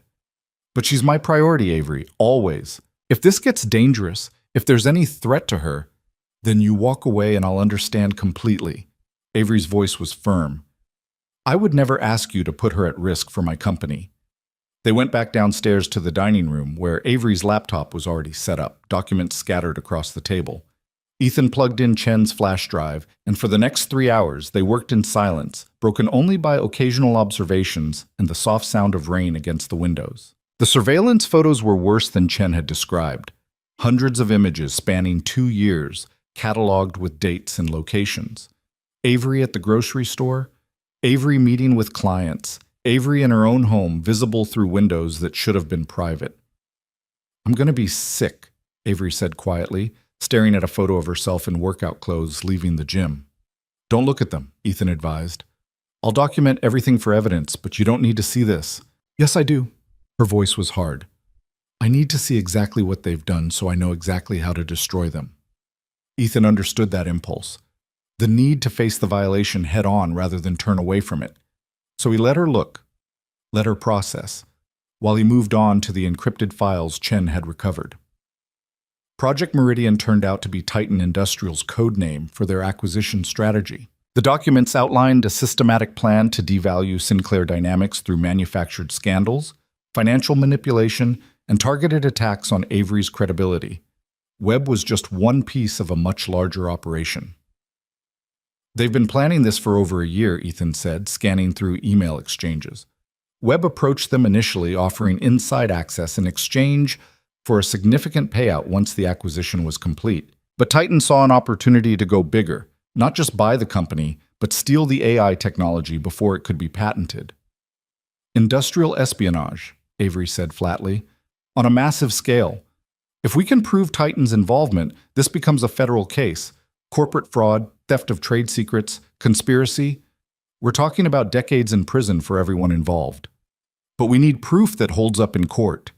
Email metadata and encrypted files won't be enough if Titan has expensive lawyers. Ethan pulled up another folder, this one containing financial records. What about this? Titan made a series of small investments in those shell companies Webb was using. They weren't just funding the embezzlement, they were actively profiting from it. That's a direct paper trail. Can you trace the money all the way back to Titan's main accounts? Maybe. Give me a few more hours. He glanced at the clock, nearly midnight. Though I should probably sleep at some point if I'm going to be functional tomorrow. I'll make coffee. Avery stood, stretching muscles that had been tensed for too long. And Ethan? Thank you for all of this. For believing me when you had no reason to, for putting yourself at risk to help someone you barely know. I know you better than you think. The words came out softer than he'd intended. I've seen how you are with Maya, how you talk to your employees, how you've built something remarkable from nothing. That tells me everything I need to know about who you are. Avery crossed the distance between them, stopping close enough that he could see the gold flecks in her green eyes. And who am I? Someone worth fighting for. The kiss happened before either of them could think better of it. A collision born of exhaustion and stress, and the recognition of something that had been building since that first moment on the beach. Ethan's hand came up to cup her face, and Avery's fingers tangled in his shirt, pulling him closer. It lasted maybe 10 seconds before reality crashed back in. Ethan pulled away first, his heart hammering. We can't. This is a terrible idea, Avery finished. Completely unprofessional and probably a disaster waiting to happen. Exactly. They stood there inches apart, both breathing too fast. So we won't do it again, Avery said. Right, we'll just focus on the work. Just the work. Neither of them moved. A sound from upstairs broke the spell, Maya calling out in her sleep. Ethan stepped back quickly, running a hand through his hair. I should check on her. Of course. He took the stairs 2 at a time, grateful for the excuse to escape before he did something even more stupid than kissing a client in the middle of a fraud investigation. Maya had rolled over but was still asleep, her breathing steady. Ethan sat on the edge of the bed, his head in his hands. What was he doing? He'd sworn after his wife died that he wouldn't let anyone close again, wouldn't risk the kind of loss that had nearly destroyed him. And here he was, falling for a woman who was brilliant and complicated and currently fighting for her professional survival. His phone buzzed with a text from Avery. I made coffee, and I think I found something in the Titan files you need to see. He went back downstairs to find her hunched over the laptop, her earlier moment of vulnerability replaced by intense focus. Look at this. She turned the screen toward him. Chut. These are Titan's projected revenues for the next 5 years if they acquire the AI technology. They're not just planning to dominate supply chain logistics. They're planning to shut out every competitor in the market, create a monopoly. Ethan scanned the numbers, and his stomach dropped. That's antitrust territory. If we can prove they're planning to use the acquisition to eliminate competition, then we have leverage, not just against Webb, but against Titan. Avery's eyes were bright with possibility. We take this to the Department of Justice, let them know about the anti-competitive practices, and suddenly Titan has much bigger problems than whether they can buy my company. It's risky. If we go to the DOJ and they don't act fast enough, Titan might accelerate their timeline. Everything about this is risky. Avery closed the laptop. But doing nothing guarantees I lose. At least this way, we're fighting back. She was right, and Ethan knew it. They'd moved past the point where caution made sense. Now they needed to be aggressive, to strike before Webb and Titan could consolidate their position. Okay, he said. We take the evidence to the DOJ first thing tomorrow. Build the antitrust case while I finish documenting the fraud for the board. 2 fronts, simultaneous pressure. And if it doesn't work, then we adapt. But Avery, you need to prepare yourself for the possibility that even if we win, the damage to your company's reputation might be irreversible. This kind of scandal, surveillance, embezzlement, corporate espionage, it's the kind of thing that destroys trust. I know. Her voice was quiet. But if I don't fight, I lose everything anyway. At least this way I have a chance. They worked until 3 in the morning, building their case piece by piece, cross-referencing evidence and documenting everything with the kind of thoroughness that would survive legal scrutiny. By the time Ethan's eyes started to blur from exhaustion, they had a presentation that was damning in its comprehensiveness. Get some sleep, Avery said, saving the files. We need to be sharp tomorrow. Where are you sleeping? Master bedroom is upstairs. You and Maya have this guest room, but there's a second guest room at the end of the hall if you want your own space. Ethan nodded, too tired to process the implications of sleeping under the same roof.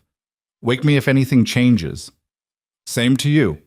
He climbed the stairs, checked on Maya one more time, then collapsed on the bed in the second guest room without bothering to undress. Sleep came quickly, heavy and dreamless. When his phone rang at 5:30 a.m., to jerking him awake, the number was blocked. Hello? His voice was rough with sleep. Silence on the other end. Then a click, and a distorted voice spoke. You should have stayed out of this, Mr. Cole. Now you've made it personal. Who is this? Someone who knows where you live, someone who knows Maya's school, her soccer schedule, her friend's address. The voice was mechanically altered, impossible to identify. If you value your daughter's safety, you'll convince Ms. Sinclair to accept the inevitable. Otherwise, accidents happen. Children get hurt. The line went dead. Ethan sat frozen, ice flooding his veins. They'd threatened Maya.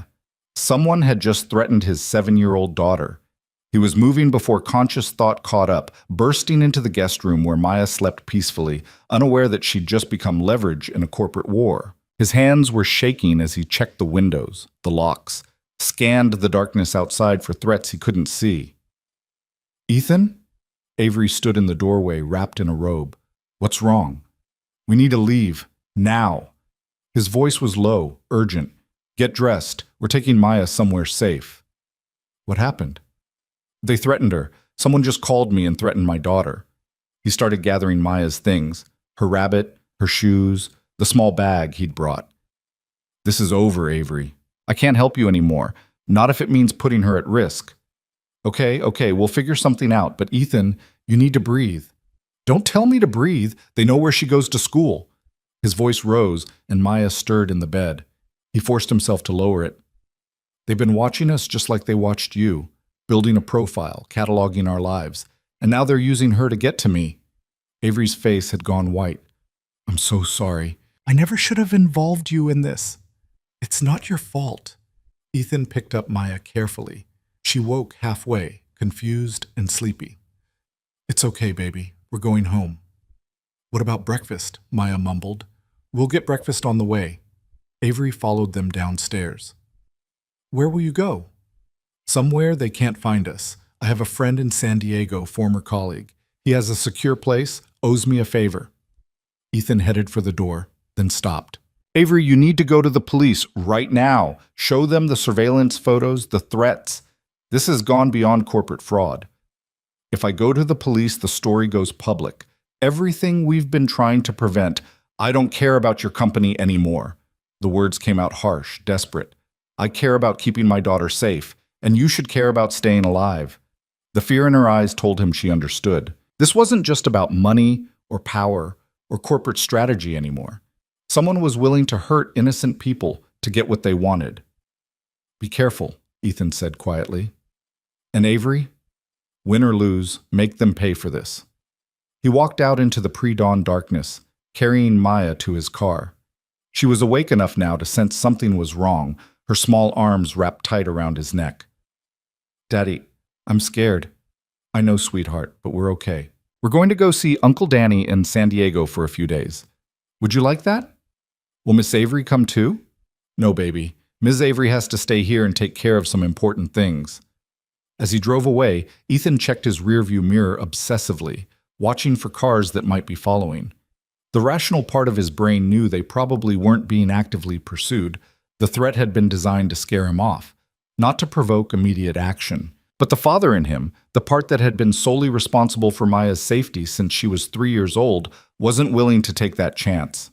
He drove for 2 hours, taking random exits and backtracking, making sure no one was on their tail.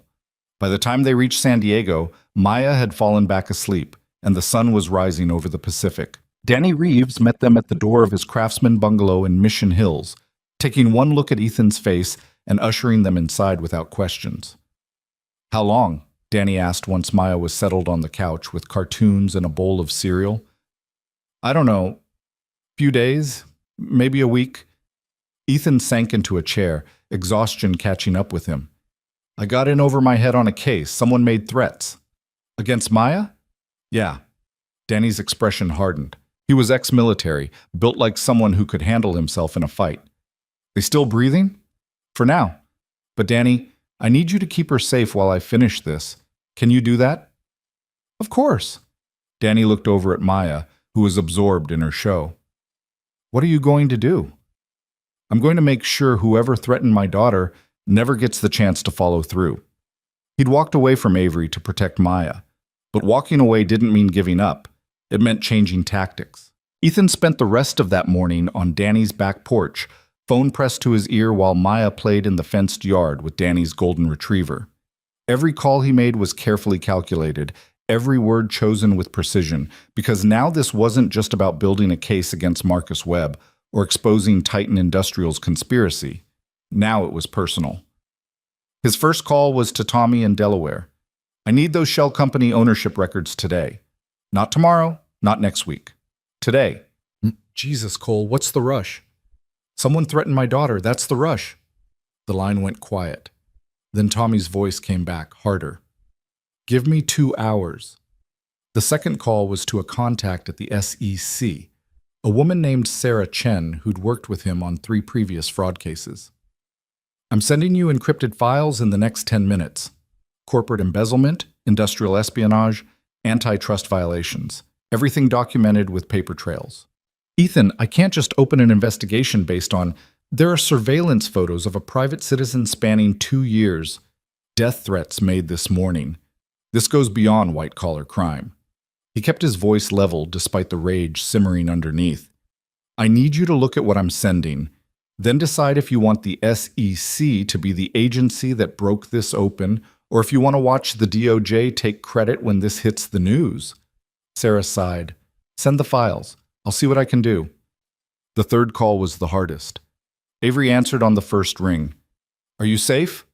Her voice was tight with worry. We're fine. Maya's safe. That's all that matters. Ethan watched his daughter throw a tennis ball for the dog, her laughter carrying across the yard. I'm sending everything we compiled to the SEC. Let them handle the criminal investigation. What about the board meeting tomorrow? You still need to do it. Present the evidence, show them what Webb's been doing. But Avery, you need private security. Today. Someone who can protect you until this is over. I've already made the calls. There's a team arriving at the beach house in an hour. Good. Ethan paused, weighing his next words. I'm going after Webb directly. Not through the board, not through legal channels. I'm going to find something so damaging he has no choice but to back down. That's dangerous. So is threatening a 7-year-old girl. His voice went cold. They made this personal when they brought Maya into it. Now I'm going to show them what a mistake that was. Ethan, don't do anything that could compromise the legal case. I won't. But there's more than one way to destroy someone's credibility. He stood up, pacing the porch. Webb thinks he's untouchable because he's been careful, because he's covered his tracks. But careful people get sloppy when they panic. And I'm about to make him panic. After he hung up, Ethan opened his laptop and started digging into Marcus Webb's life with the single-minded focus of someone who had nothing left to lose. Bank records, property holdings, business associations, social connections, every digital footprint the man had left over 40 years. It took 3 hours, but he found it buried in public records from 7 years ago. A lawsuit filed by a former business partner settled out of court with a non-disclosure agreement. The details were sealed, but the initial complaint was still accessible. Webb had been accused of stealing proprietary technology from a startup he'd been advising, using his board position to gain access to trade secrets, then selling that information to a competitor. The allegations were never proven in court because the settlement happened too quickly, the payout too generous for the plaintiff to refuse. It was the exact same playbook he was using against Avery. Ethan downloaded every document he could find, then started making calls to everyone involved in that case. Most hung up or refused to talk, bound by NDAs or simple fear. But one person answered, the attorney who'd represented the plaintiff. I remember that case, the lawyer said, his voice guarded. Can't discuss specifics, but I can tell you that my client had a very strong case before the settlement. Strong enough to win? Strong enough that Webb's attorneys threw money at us to make it go away. Why are you asking about this now? Because he's doing it again. Different company, different target, same tactics. Ethan leaned back in his chair, and this time, I'm going to make sure there's no settlement that buries the truth. If you can prove a pattern of behavior, it strengthens your case considerably. Judges don't like seeing the same defendant using the same methods multiple times. That's what I was thinking. Ethan made notes on his laptop. Thank you for your time. By late afternoon, Tommy called back with the Delaware records. The shell companies were registered to a network of offshore entities, but Tommy had traced them through 3 layers of corporate ownership. At the center of it all was a holding company partly owned by Marcus Webb and 2 silent partners. One of those partners was Rebecca Lawson, the board member who'd been supporting Webb's vote to remove Avery. The other was Thomas Keller. 3 board members, working together, systematically stealing from Sinclair Dynamics while positioning themselves to control the company. Ethan compiled everything into a comprehensive document: the Delaware records, the old lawsuit, the financial trails, the surveillance photos, the connection to Titan Industrial. Then he encrypted it and sent copies to Sarah Chen at the SEC, to Avery, and to his own secure backup drives. The evidence was devastating, undeniable, the kind of documentation that ended careers and started prison sentences. But he still needed one more piece. He needed proof of who had made that phone call threatening Maya, because that crossed a line from corporate crime into personal harm, and Ethan wanted whoever was responsible to face consequences beyond financial penalties. He called a friend who specialized in digital forensics. I need help tracing a phone call. Blocked number, voice distortion, made at 5:30 this morning. Was it a threat? Against my daughter. Send me your phone records. I'll see what I can do. Maya came inside as the sun started setting, tired from playing all day. She climbed into Ethan's lap, her small weight grounding him. When can we go home, Daddy? Soon, sweetheart. Uncle Danny's fun, though, right? Yeah, but I miss my room and my toys. She looked up at him with serious eyes. And I think Miss Avery is sad without us. Ethan's chest tightened. What makes you say that?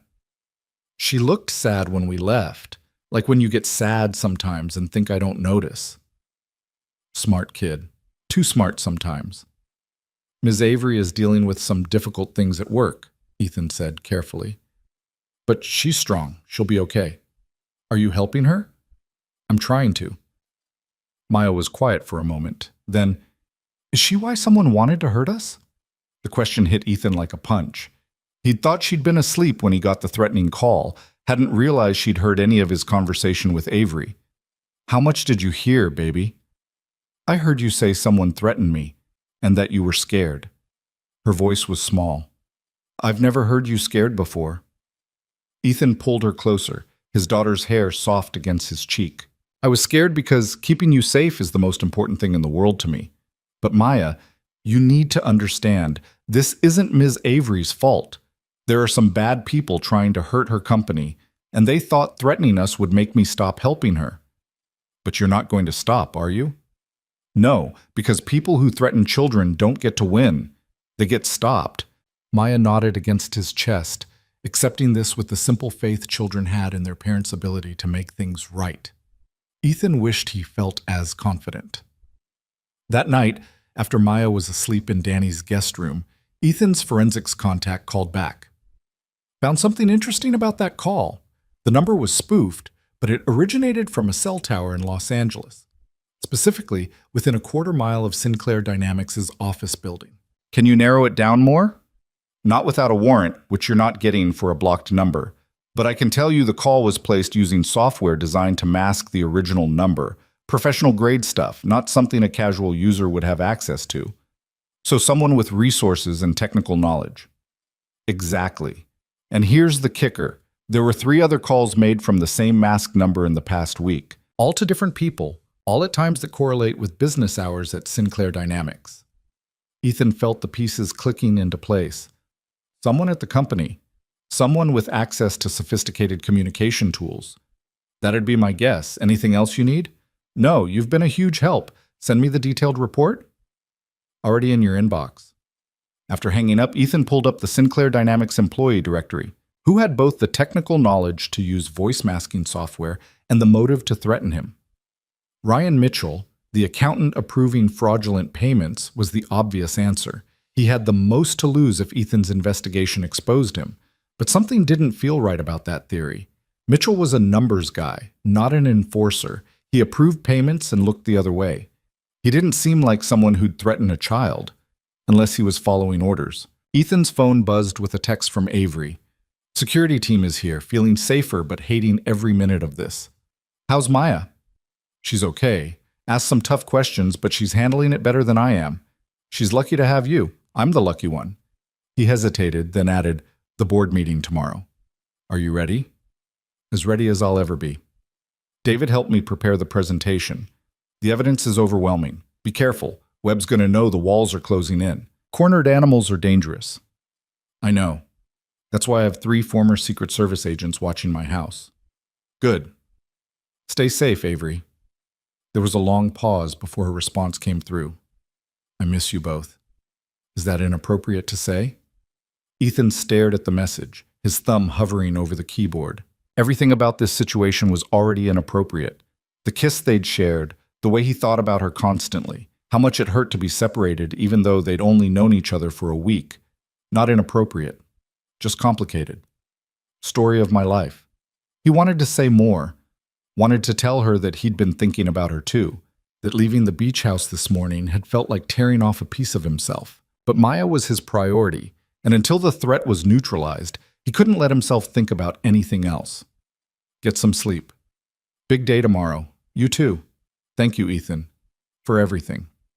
The next morning, Ethan woke before dawn to 17 missed calls from Sarah Chen at the SEC. He called her back immediately. We have a problem, Sarah said without preamble. I showed the evidence to my supervisor, and he's refusing to open a formal investigation. Why? Because Titan Industrial has connections that go all the way to the top. One call from their legal team and my supervisor folded like a cheap suit. Frustration bled through her professional tone. I'm sorry, Ethan. I tried. So that's it? They just get away with it? I didn't say that. My supervisor won't pursue it, but I know someone at the FBI's white-collar crime division. If I pass this to them unofficially, they might be willing to look into it. Do it. And Sarah, thank you for trying. After hanging up, Ethan immediately called Avery. The SEC won't touch this. Titan has too much influence. Then we're on our own. Her voice was steady, resolved. The board meeting starts in 2 hours. I'm going to present everything we found and let the chips fall where they may. Avery, if the SEC won't investigate, you might not have federal backup if this goes sideways. I know, but I can't wait anymore. Every day I delay, Webb and Titan get stronger. He heard movement on her end, footsteps echoing. I'd rather go down fighting than surrender without a fight. You're not going down. We won't let that happen. We? Her voice softened. You're in San Diego. You got out, got Maya safe. You don't have to keep fighting this. Someone threatened my daughter. I'm in this until they face consequences. Ethan checked the time, 7:30. If he left now, he could make it to Los Angeles by 9:30, maybe 10. I'm coming to the board meeting. Ethan, no. If whoever made that call sees you, then they'll know I'm not intimidated, that threatening Maya was the worst tactical decision they could have made. He was already moving, grabbing his laptop and checking on Maya in the next room. She was still asleep, safe. Danny can watch her for a few more hours. I'll be back before she wakes up. You don't have to do this. Yes, I do, because this isn't just about your company anymore. It's about making sure people who hurt innocent children to get what they want don't get to win. He paused in the hallway, lowering his voice. And because I care about you, Avery. More than is probably smart or professional, but there it is. So I'm going to be there when you face down the people trying to destroy you. Silence on the other end. Then quietly, okay, but Ethan, be careful. Always am. The drive to Los Angeles took 2 hours through early morning traffic. Ethan spent it on the phone, making final arrangements and confirmations. Sarah Chen had passed the evidence to her FBI contact, who was intrigued enough to start asking questions. Tommy sent over additional documentation about the shell companies, and Ethan's forensics expert confirmed that the threatening call had definitely originated from inside Sinclair Dynamics building. Someone on Avery's own staff had threatened his daughter. By the time Ethan reached the Sinclair Dynamics building at 9:45, his rage had crystallized into cold, focused determination. The kind of clarity that came from knowing exactly what needed to be done and being willing to do it. Security in the lobby recognized him from his visit earlier in the week.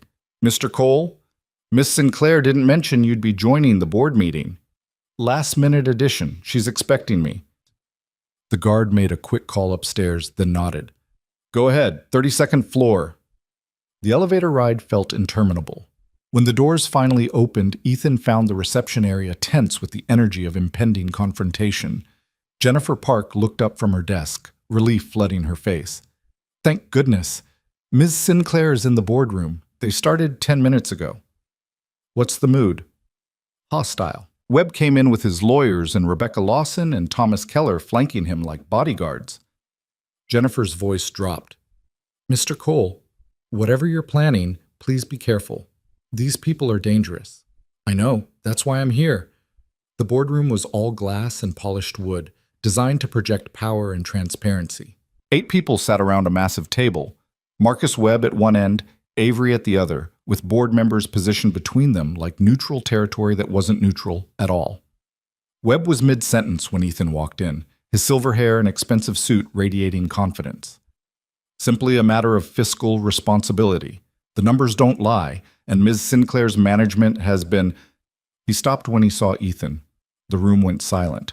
Sorry I'm late, Ethan said, moving to stand beside Avery. Traffic was terrible. Mr. Cole. Webb recovered quickly, his expression shifting to practice confusion. I wasn't aware we had outside consultants joining us today. I asked him to be here, Avery said. Since this meeting is about financial management, I thought the forensic accountant who's been reviewing our books should be present. Rebecca Lawson, a sharp-faced woman in her 50s, leaned forward. This is highly irregular, Avery. Board meetings are confidential. So is embezzling $4 million from the company you're supposed to be overseeing, but that didn't stop you. Avery's voice was ice. Mr. Cole, would you like to present your findings?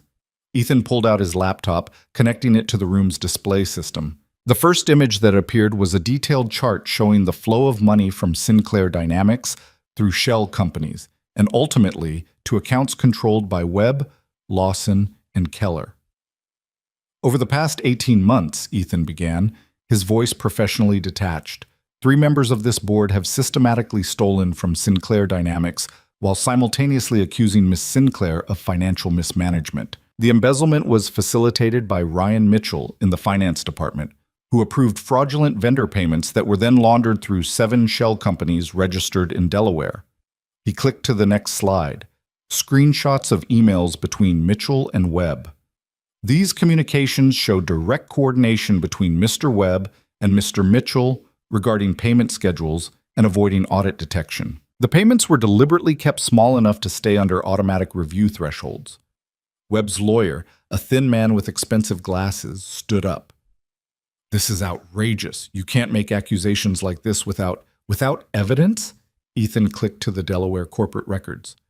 Here's documentation showing that the shell companies receiving these payments are ultimately owned by a holding company controlled by Marcus Webb, Rebecca Lawson, and Thomas Keller, the same 3 people leading the charge to remove Ms. Sinclair. The room erupted. Board members who'd been sitting quietly suddenly had questions, demands for explanations. Webb's face had gone red, but Lawson was calculating, already thinking through damage control. These documents could be fabricated, she said loudly, cutting through the chaos. Mr. Cole has obvious bias. He's been hired by Avery to create exactly this kind of distraction. Then explain the surveillance. Avery's voice cut through the noise. She pulled up the photos on her own laptop, projecting them onto a second screen. Hundreds of images of herself, taken over 2 years, cataloged with dates and locations. The room went silent again, but this time the silence was different. Shocked. Horrified. Someone has been watching me for 2 years, Avery said, her voice steady despite the violation on display. Building a profile documenting my life. And when Mr. Cole started investigating the financial irregularities, someone threatened his 7-year-old daughter to scare him off. That's... Webb started, but Avery cut him off. A recording of that threatening call has been provided to the FBI, along with technical analysis showing it originated from inside this building. The SEC has copies of everything, so does the Department of Justice. She stood up, commanding the room. This isn't just about removing me as CEO. This is a criminal conspiracy involving corporate espionage, embezzlement, and threats against a child. And everyone in this room needs to decide right now whether they're going to be complicit or whether they're going to do the right thing.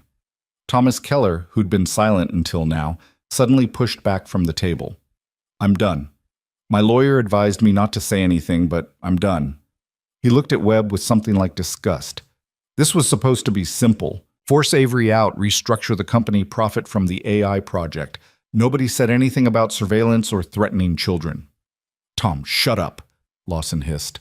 No, I'm not going to prison because you and Marcus got greedy. Keller looked at the other board members. Everything they're saying is true. We've been working with Titan Industrial to devalue Sinclair Dynamics so they can acquire it cheaply. The embezzlement was designed to create cash flow problems that would justify removing Avery. Webb stood up so fast his chair fell backward. You idiot! You just confessed to crimes I'm going to prison for anyway, Keller interrupted. At least this way, maybe I get a deal for cooperating. The boardroom descended into chaos. Webb was shouting at his lawyer. Lawson was trying to leave, but was blocked by Jennifer Park, who'd called building security. The other board members were talking frantically on their phones, likely to their own attorneys. Ethan caught Avery's eye across the table. She looked exhausted but vindicated, like someone who'd been fighting alone for so long that having allies felt foreign. Miss Sinclair? A new voice spoke from the doorway. 2 people in dark suits stood there, holding FBI badges. I'm Special Agent Morrison. This is Agent Chen. We'd like to ask you some questions about the evidence you've provided regarding Titan Industrial's involvement in this matter. Of course. Avery moved toward them, then paused, looking back at Ethan. Thank you. He nodded, unable to speak past the tightness in his throat. As the FBI agents began interviewing board members and Webb was escorted out by security, Ethan slipped out of the boardroom. His work here was done. The evidence was in the right hands, the conspiracy exposed, Avery's position secured, but there was still one loose end. Ryan Mitchell. Ethan found him in his office 2 floors down, frantically packing his belongings into a box. The accountant looked up when Ethan appeared in the doorway, and fear flooded his face. I didn't make that call, Mitchell said immediately. The one threatening your daughter, that wasn't me. I know. Ethan stepped inside, closing the door. The technical analysis showed it came from the executive floor, not finance. So who made it? I don't know. Webb didn't tell me everything, just what I needed to know to approve the payments. Mitchell's hands were shaking as he stuffed files into the box. I'm sorry, for all of it. They offered me $200,000 and I needed the money. My wife was sick, medical bills were— I don't care about your reasons, Ethan interrupted. I care about who threatened my daughter. Think, Mitchell. Who on the executive floor would have access to sophisticated voice masking software? Who would Webb trust with something that sensitive? Mitchell was quiet, thinking. Then his face changed. Jennifer, Ms. Sinclair's assistant. The bottom dropped out of Ethan's stomach. What? She's Webb's niece. I saw them together once at a restaurant, overheard enough to figure out the connection. She never mentioned it at work, and I don't think Avery knows. Mitchell's voice was urgent now. Jennifer has access to everything. Avery's schedule, her files, security systems. If Webb wanted someone watching Avery from the inside, someone who could provide intelligence without raising suspicion— Ethan was moving before Mitchell finished speaking, taking the stairs instead of waiting for the elevator. Jennifer Park, the efficient, helpful assistant who'd given him coffee and office access, who'd known he was investigating, who would have known about Maya. The reception area was empty when he reached it, Jennifer's desk abandoned. Ethan's heart hammered as he pulled out his phone to call Avery, warn her that the threat was closer than they'd realized. But before he could dial, he heard voices from the boardroom, Avery's and someone else's. Female. He moved quietly down the hall and stopped outside the partially open door. You should have taken the deal when Titan first offered, Jennifer was saying. Her voice was different now, stripped of its professional warmth. Cold. None of this had to happen, but you just couldn't let go of control, could you? Jennifer, what are you— Avery's voice held confusion, then understanding, then fear. You're working with Webb. He's my uncle. Family takes care of family. There was movement, the sound of something metallic clicking. And right now, taking care of family means making sure you don't testify against him. Ethan pushed the door open in time to see Jennifer holding a gun pointed at Avery's chest. The FBI agents who'd been in the room were gone, probably interviewing other board members on different floors. Put it down, Jennifer, Ethan said quietly. She spun toward him, the gun now aimed in his direction. You should be in San Diego with your daughter, Mr. Cole. This doesn't concern you anymore. You threatened Maya. That makes it very much my concern. He kept his voice level, non-threatening, the way he'd learned in crisis negotiation training years ago. But shooting either of us isn't going to help your uncle. The FBI already has all the evidence. It's over. It's not over until I say it's over. Jennifer's hand was steady on the gun, but her eyes betrayed her panic. Uncle Marcus sacrificed everything for this company, and Avery was going to destroy his legacy. Titan's acquisition would have secured his retirement, would have made sure he was remembered as a visionary instead of— A criminal? Avery interrupted. Jennifer, he was stealing from me, from the company, from hundreds of employees whose livelihoods depend on Sinclair Dynamics staying solvent. He was taking what he deserved after years of watching you get credit for decisions he guided. Jennifer's voice rose. You think you built this company alone? My uncle was advising you from the beginning, and you froze him out the moment you didn't need him anymore. The delusion in her voice was striking. She'd created an entire alternate history where Webb was the victim and Avery the villain. I'm sorry you believe that, Ethan said carefully, moving slowly to position himself between Jennifer and Avery. But right now, you need to think about your own future. You're looking at threatening a federal witness, possibly attempted murder. That's 20 years minimum. But if you put the gun down now, if you cooperate with the investigation, you might be able to— To what? Betray my family? Jennifer laughed bitterly. I'd rather go to prison. Then do it without adding murder to the charges. Ethan took another small step forward. You made that phone call threatening Maya, didn't you?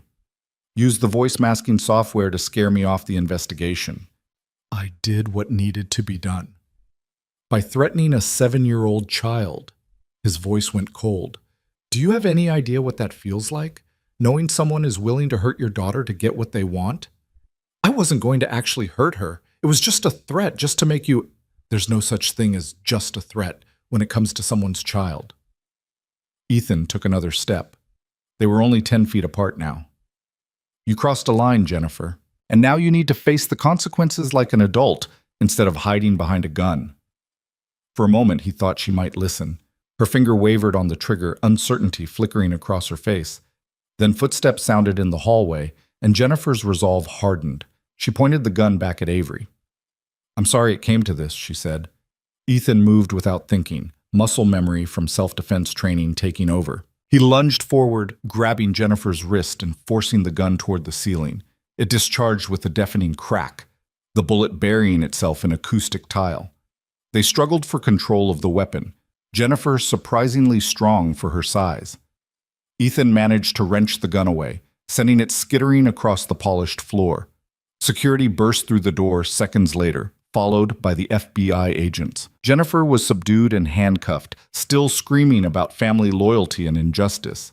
Ethan stood there breathing hard, adrenaline making his hands shake. Avery appeared beside him, her own hands trembling as she touched his arm. Are you okay? She asked. I should be asking you that. I'm okay. Thanks to you. She looked toward where Jennifer was being led away.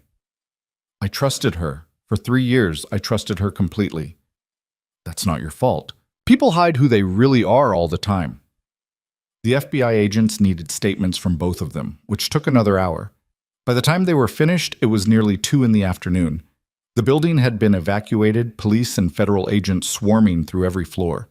Ethan and Avery ended up in her office, the city sprawling beneath them through floor-to-ceiling windows. Neither of them spoke for a long moment. It's over, Avery said finally. Webb, Lawson, Keller, Jennifer, they're all in custody. The FBI has everything they need. Titan's acquisition is dead in the water. She sat down heavily in her desk chair. So why don't I feel relieved? Because you lost people you trusted. Because your company's name is going to be all over the news for the wrong reasons. Because even though you won, the cost was high. Ethan moved to the window, looking out at the city. Victory doesn't always feel like victory. No, it doesn't. She was quiet for a moment. What happens now? You go back to San Diego, get Maya, return to your normal life? Eventually. But first I need to make sure the threat to her is actually neutralized. Jennifer's in custody, but I want confirmation from the FBI that there are no other players we missed. And after that? The question hung between them, heavy with implications. After that, there was no reason for Ethan to stay involved with Avery or Sinclair Dynamics. The case was solved, the criminals caught. His job was done. But the thought of walking away, of going back to his quiet life without seeing her again, felt wrong in a way he couldn't articulate. I don't know, he admitted. I'm a single father living in a small apartment with a daughter who needs stability and routine. You're a CEO running a multi-billion-dollar company. Our lives don't exactly intersect naturally. They did when you caught that paper on the beach. That was chance. Was it? Avery stood and moved to join him at the window. I don't believe in fate or destiny or any of that, but I believe in people who show up when they don't have to, who risk themselves to protect others, who look at a single page of numbers and see the truth underneath. She turned to face him. I believe in you, Ethan. He looked down at her, this woman who'd fought an empire to protect what she'd built. I believe in you too. Then maybe we figure out how to make our lives intersect, even if it's complicated and messy and doesn't fit into neat categories. Her voice was soft but certain. I'm willing to try if you are. Ethan thought about Maya, about keeping her safe and giving her the stability she deserved. But he also thought about the way she'd asked if Miss Avery was sad without them, about how sometimes the best things in life came from taking carefully calculated risks. "Okay," he said, "we try." Avery smiled, genuine and warm and full of hope. Then her phone rang, shattering the moment. She answered it, listened for a minute, then looked at Ethan with wide eyes. "The board just voted unanimously to retain me as CEO and to remove Webb, Lawson, and Keller effective immediately. We won." "You won," Ethan corrected. "This was always your fight." "No, we won, together."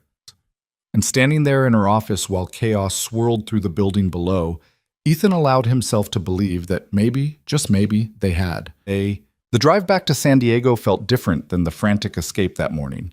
Ethan kept the radio off, processing everything that had happened in the boardroom, the gun going off, Jennifer's face twisted with misguided loyalty. His hands were steady on the wheel now, but he could still feel the echo of adrenaline in his veins. Avery had wanted him to stay, had offered to send someone else to pick up Maya so they could deal with the FBI together. But Ethan needed to see his daughter, needed to hold her and confirm with his own eyes that she was safe. Everything else could wait. Danny met him at the door, reading his expression immediately. "Everything okay?" "It's handled, all of it." Ethan stepped inside, scanning the room for Maya. She was on the couch, absorbed in a coloring book, oblivious to the violence her father had just survived. "Thank you for watching her." "Anytime. She's an easy kid." Danny lowered his voice. "The person who made the threat? In federal custody, along with everyone else involved." Ethan moved to the couch, sitting beside Maya. She looked up, her face lighting up. "Daddy, you're back. Look, I colored a butterfly." "It's beautiful, sweetheart." He pulled her into a hug, probably holding on too tight, but needing the contact. "How would you feel about going home tonight?" "Really? We can go home?" "Yeah, baby. We can go home." They left an hour later, after Maya had said goodbye to Danny's golden retriever and extracted a promise that they could visit again soon. The sun was setting as they crossed back into Los Angeles County, painting the sky in shades of orange and pink that reminded Ethan of the first time he'd seen Avery on that beach, less than 2 weeks ago. It felt like a lifetime. His phone rang as they pulled into their apartment complex. Avery's name flashed on the screen. "Hey," he answered, putting it on speaker since Maya was awake. "Hi." Avery's voice was tired but warm. "Did you make it back to San Diego okay?" "We're home now. Just pulled in." "Ms. Avery?" Maya called from the back seat. "We colored butterflies today." "That sounds wonderful, Maya. Maybe you can show me sometime." "Are you coming to visit?" Ethan caught Avery's pause, the weight of that simple question. They'd agreed to try, but what did that actually mean? What did a relationship between a single father and a CEO under federal investigation look like? "I'd like to," Avery said carefully. "If your dad says it's okay." "Daddy always says yes to ice cream and sometimes yes to other things," Maya announced with the confidence of a 7-year-old who knew her father well. Despite everything, Ethan laughed. She's not wrong. After they hung up, Ethan carried their bags upstairs while Maya ran ahead, excited to be back in her own space. The apartment felt smaller than he remembered, the walls closer together, but it was theirs. Safe, normal. He made dinner, nothing fancy, just pasta and the jarred sauce Maya liked, while she chattered about everything she'd done at Uncle Danny's house. The dog, the games they'd played, the beach they'd walked on. No mention of threats or fear or the dangerous world adults had dragged her into. Kids were resilient that way, or maybe just forgiving. After Maya was in bed, Ethan sat at his kitchen table with a beer he didn't really want and pulled up the news on his laptop. The story was already breaking. Sinclair Dynamics board members arrested for embezzlement and corporate espionage. FBI, investigating ties to Titan Industrial. CEO, Avery Sinclair vindicated after months of false accusations. The comments section was predictably brutal. Some people supported Avery, others questioned how she hadn't known what was happening in her own company. A few conspiracy theorists suggested she'd orchestrated the whole thing for publicity. Ethan closed the laptop. Public opinion was fickle and cruel, and Avery would have to navigate that reality for months to come. His phone buzzed with a text from Sarah Chen at the SEC. "Congratulations on the case. Heard it got dramatic at the end. You okay?" "Fine. Thanks for passing the evidence to the FBI. They're moving fast on the Titan connection. Looks like this could be bigger than just Sinclair Dynamics. Multiple companies targeted with similar tactics." "Good. Let me know if you need anything else from me." "Actually, there is something. My boss wants to know if you'd consider coming on as a consultant for the broader investigation. Your forensic work was impressive." Ethan stared at the message. A few weeks ago, he would have jumped at the opportunity. Federal consulting work paid well and looked good on a resume. But now, with Maya's routine to maintain and whatever was developing with Avery to figure out, adding more complexity felt overwhelming. "Let me think about it. Can I have a few days?" "Of course. No rush."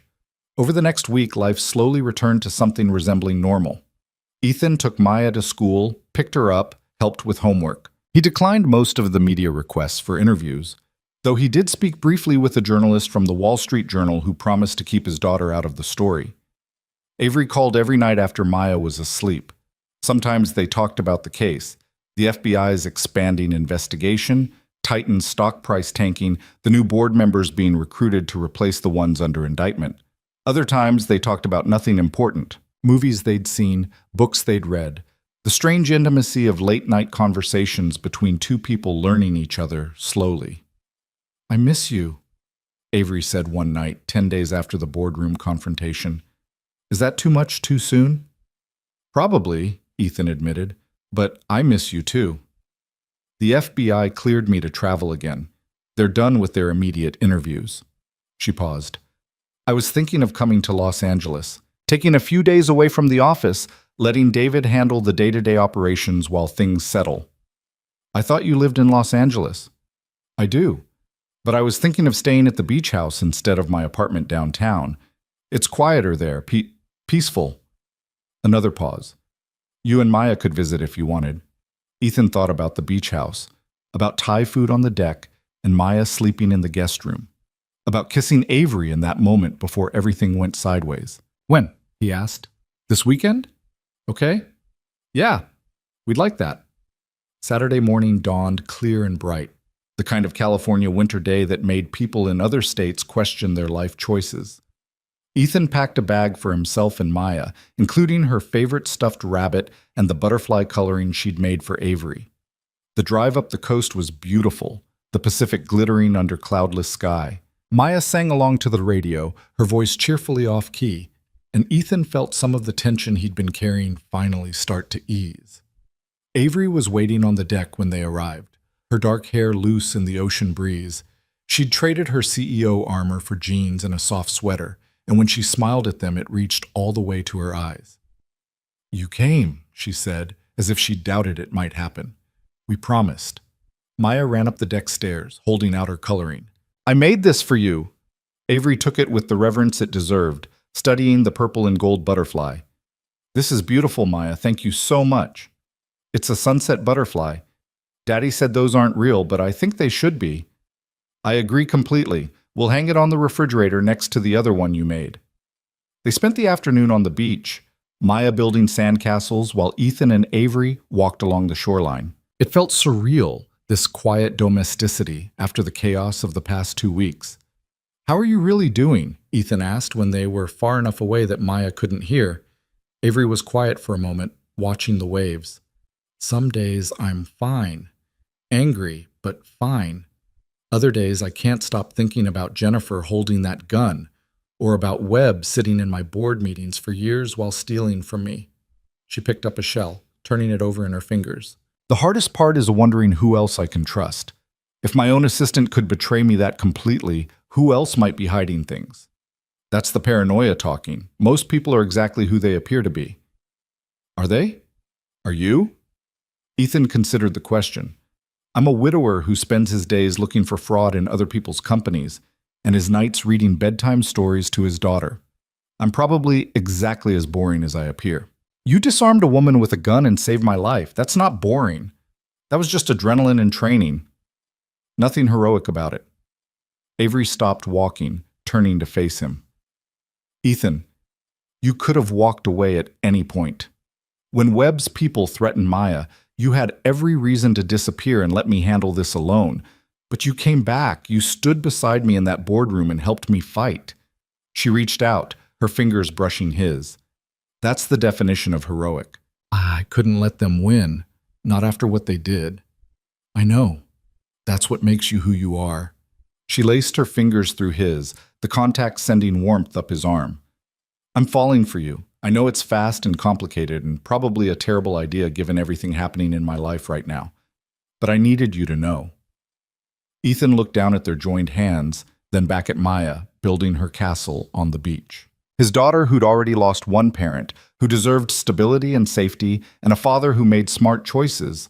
But she also deserved to see that love was possible after loss, that taking risks could lead to something beautiful. I'm falling for you too, he said quietly. And you're right, the timing is terrible and complicated. But Maya likes you. That's not something that happens easily. I like her too. She's smart and funny and sees the world in this wonderfully optimistic way that adults forget how to do. She gets that from her mom. My wife was like that, found joy in small things, believed in people even when they disappointed her. Ethan smiled slightly. I think she would have liked you. They walked back to where Maya was putting finishing touches on an elaborate castle complete with a moat and shell decorations. She looked up proudly. What do you think? I think it's a masterpiece, Avery declared. Fit for a sunset butterfly queen. Maya beamed. Can we have dinner on the deck again, like last time? Absolutely. What would you like? Pizza. So they ordered pizza and ate it on the deck as the sun set, Maya between them chattering about school and soccer and a friend who'd gotten a new puppy. Avery listened with genuine interest, asking questions and laughing at Maya's stories. Watching them together, Ethan felt something shift in his chest. The walls he'd built after his wife died, the determination to keep his world small and manageable. They were crumbling. And instead of feeling afraid, he felt hopeful. After Maya fell asleep on the couch again, Ethan carried her upstairs to the guest room. When he came back down, Avery had opened a bottle of wine and was standing at the window, looking out at the dark ocean. Thank you for today, she said when he joined her. For bringing her, for giving this a chance. Thank you for being patient with how complicated my life is. Your life isn't complicated. It's full. There's a difference. She turned to face him. Ethan, I need to tell you something.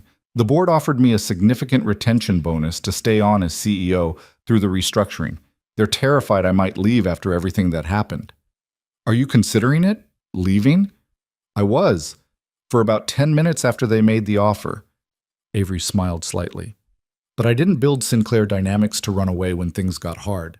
I built it because I believed in what it could become. And that hasn't changed. Good. The company needs you. The company will be fine either way. The question is what I need. She set down her wine glass. I need to know that I'm building something worth protecting, and lately that includes more than just the business. Ethan understood what she was saying, what she was offering, a future that included both of them, if he was brave enough to reach for it. He closed the distance between them, his hands coming up to frame her face. I'm not good at this, at letting people in, at being vulnerable. I've spent 4 years keeping everyone at arm's length because it was safer than risking loss again. And now? Now I'm terrified, he admitted. But I'm also tired of being safe, tired of protecting myself from possibilities that might be worth the risk. This kiss was different from the first one in the dining room, slower, more intentional, a promise instead of a reaction. Avery's arms wrapped around his waist, pulling him closer, and Ethan let himself sink into the moment without overthinking it. When they finally pulled apart, both breathing faster, Avery rested her forehead against his. So where do we go from here? She asked. Slowly, Ethan said. Maya has to come first, always. And your company is going to need your full attention for the next few months while this plays out legally. But we try? We try. The next morning, Ethan woke to the smell of pancakes and the sound of Maya's laughter drifting up from the kitchen. He found them cooking together, Avery showing Maya how to flip without making a mess while flour dusted both their faces. Daddy, we're making breakfast, Maya announced unnecessarily. I can see that. How's it going? Miss Avery says the first pancake is always a disaster, but that's okay because we can feed it to the seagulls. Wise advice. Ethan accepted the coffee Avery handed him, their fingers brushing in a way that felt both casual and significant. They ate breakfast on the deck, watching seagulls wheel overhead, and Maya tossed them pieces of the disaster pancake. It was domestic and peaceful, and everything Ethan had convinced himself he didn't need. His phone rang just as they were finishing. An unknown number, but when he answered, it was Special Agent Morrison from the FBI. Mr. Cole, I wanted to update you on the investigation. We've made significant progress on the Titan industrial connection. What did you find? Evidence that they've been using similar tactics against at least 6 other companies over the past 3 years. Shell companies, internal manipulation, surveillance, the whole playbook. Your case with Sinclair Dynamics gave us the break we needed to connect everything. Are you charging them? The DOJ is preparing a massive antitrust and corporate espionage case. It'll be the biggest white-collar prosecution in a decade. Morrison paused. We're also ready to formally clear you and Ms. Sinclair of any suspicion of involvement. The threat against your daughter has been fully documented and attributed to Jennifer Park. She's cooperating now, providing additional information about Webb's operation in exchange for a reduced sentence. Relief flooded through Ethan. Thank you for letting me know. You did good work on this case, Mr. Cole. If you're ever interested in consulting for the Bureau, we'd be happy to discuss it. After hanging up, Ethan relayed the conversation to Avery. Her expression shifted through multiple emotions: relief, vindication, exhaustion. It's really over, she said quietly. The legal part still has months to go, but the threat? Yeah, that's over. Maya looked between them, picking up on the adult's emotional shift with the sensitivity kids developed when they'd learned to read moods for safety. Is everything okay? Everything's better than okay, Avery told her. It means your dad doesn't have to worry anymore. Good. Daddy worries a lot. Maya stood up from the table. Can we go to the beach again before we leave? They spent the rest of the morning building sandcastles and collecting shells, the 3 of them creating their own small world on that stretch of coast. And when it was time to leave, when Ethan packed their bags and loaded the car, Maya hugged Avery without being prompted. Will you come visit us? His daughter asked. I'd love to. Maybe next weekend. Okay. You can meet my friend Sophie. She has a puppy. The drive home was quiet, Maya dozing in the back seat while Ethan processed everything that had happened. 2 weeks ago, he'd been a single father with a simple life built around protecting what he had left. Now he was involved with a woman whose life was anything but simple, whose company was at the center of a federal investigation, who challenged him in ways he'd forgotten were possible. It should have felt overwhelming. Instead, it felt right. Over the following weeks, they found a rhythm. Avery came to Los Angeles on weekends, staying at her apartment downtown, but spending most of her time at Ethan's smaller place or at parks with Maya. During the week, they talked on the phone after Maya was asleep, sometimes about the case, but increasingly about normal things. Favorite foods, childhood memories, dreams they'd given up on, and ones they still held. The media attention eventually died down as new scandals emerged to capture public interest. Sinclair Dynamics' stock price recovered once the FBI made it clear that the fraud had been isolated to a small group of board members.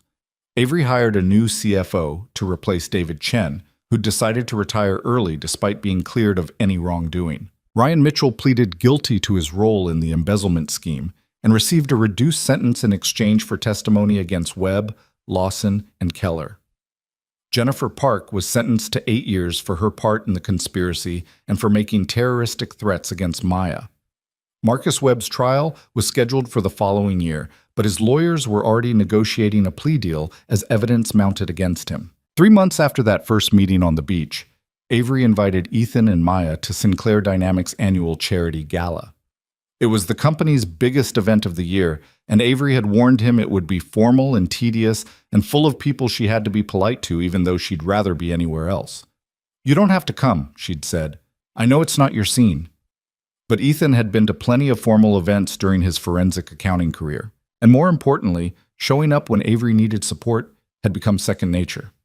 Mrs. Chen agreed to watch Maya for the evening, and Ethan found himself in a tuxedo for the first time in years, standing in the lobby of a downtown hotel ballroom while women in evening gowns and men in expensive suits swirled past. Avery appeared at the top of the grand staircase in a deep green dress that matched her eyes, her hair swept up in an elegant style that probably had a fancy name Ethan didn't know. She looked every inch the powerful CEO, confident and commanding. But when she saw him, her professional mask slipped just enough for him to see the real person underneath.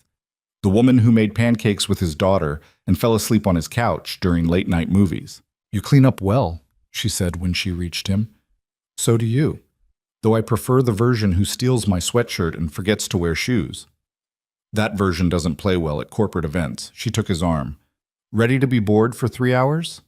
"Ready to support you for 3 hours," he corrected. The gala was exactly as tedious as promised. Avery had to make small talk with donors and board members and clients, putting on the CEO persona she wore like armor in professional settings. Ethan stayed close, a quiet presence at her side, stepping back when she needed space and stepping forward when she needed support. During dinner, seated at a table with Sinclair Dynamics' largest clients, a man across from them asked how they'd met. "He saved my company," Avery said simply, "and my life." "I caught a piece of paper on the beach," Ethan corrected. "Everything after that was her doing." "Modest," the man observed. "Rare quality these days." Later, when the speeches were done and the dancing started, Avery pulled Ethan onto the floor despite his protest that he wasn't good at it. "Just follow my lead," she said, her hand in his. They swayed together while a live band played something slow and romantic that probably cost more than Ethan's monthly rent. Around them, other couples danced, but Ethan was only aware of Avery. The warmth of her hand, the way she fit against him, the small smile playing at her lips. "What are you thinking?" she asked. "That 3 months ago, I would never have imagined being here. With you, like this." "Do you regret it, catching that paper?" "Not for a second." He pulled her slightly closer. "Though I reserve the right to regret this tuxedo. It's incredibly uncomfortable." She laughed, the sound genuine and bright. "We can leave after this song. Go somewhere quiet." "Your place or mine?" "Yours. I want to see Maya before she goes to sleep." They left during the next speech, slipping out while everyone's attention was elsewhere. Avery changed in the car, trading her elegant gown for jeans and a sweater she'd brought specifically for this purpose, transforming from CEO back to the woman Ethan had fallen for. When they arrived at his apartment, Maya was still awake despite the late hour, too excited about hearing about the party to sleep. She made Avery describe everything, the dresses, the food, the decorations, while Ethan made tea in the kitchen and listened to their conversation. This was what he'd been missing without knowing it. Not just romance or partnership, but family. The three of them together, creating something new from the pieces of their separate lives. After Maya finally went to bed, Ethan and Avery sat on his small balcony, looking out at the city lights. "I have something to tell you," Avery said. "The board approved my proposal for the AI project. We're moving forward with an accelerated timeline, launching in 6 months instead of a year." "That's incredible. Congratulations." "It means I'm going to be busier than ever. Late nights, weekend work, constant travel to client sites." She turned to look at him. "I'll have less time for this.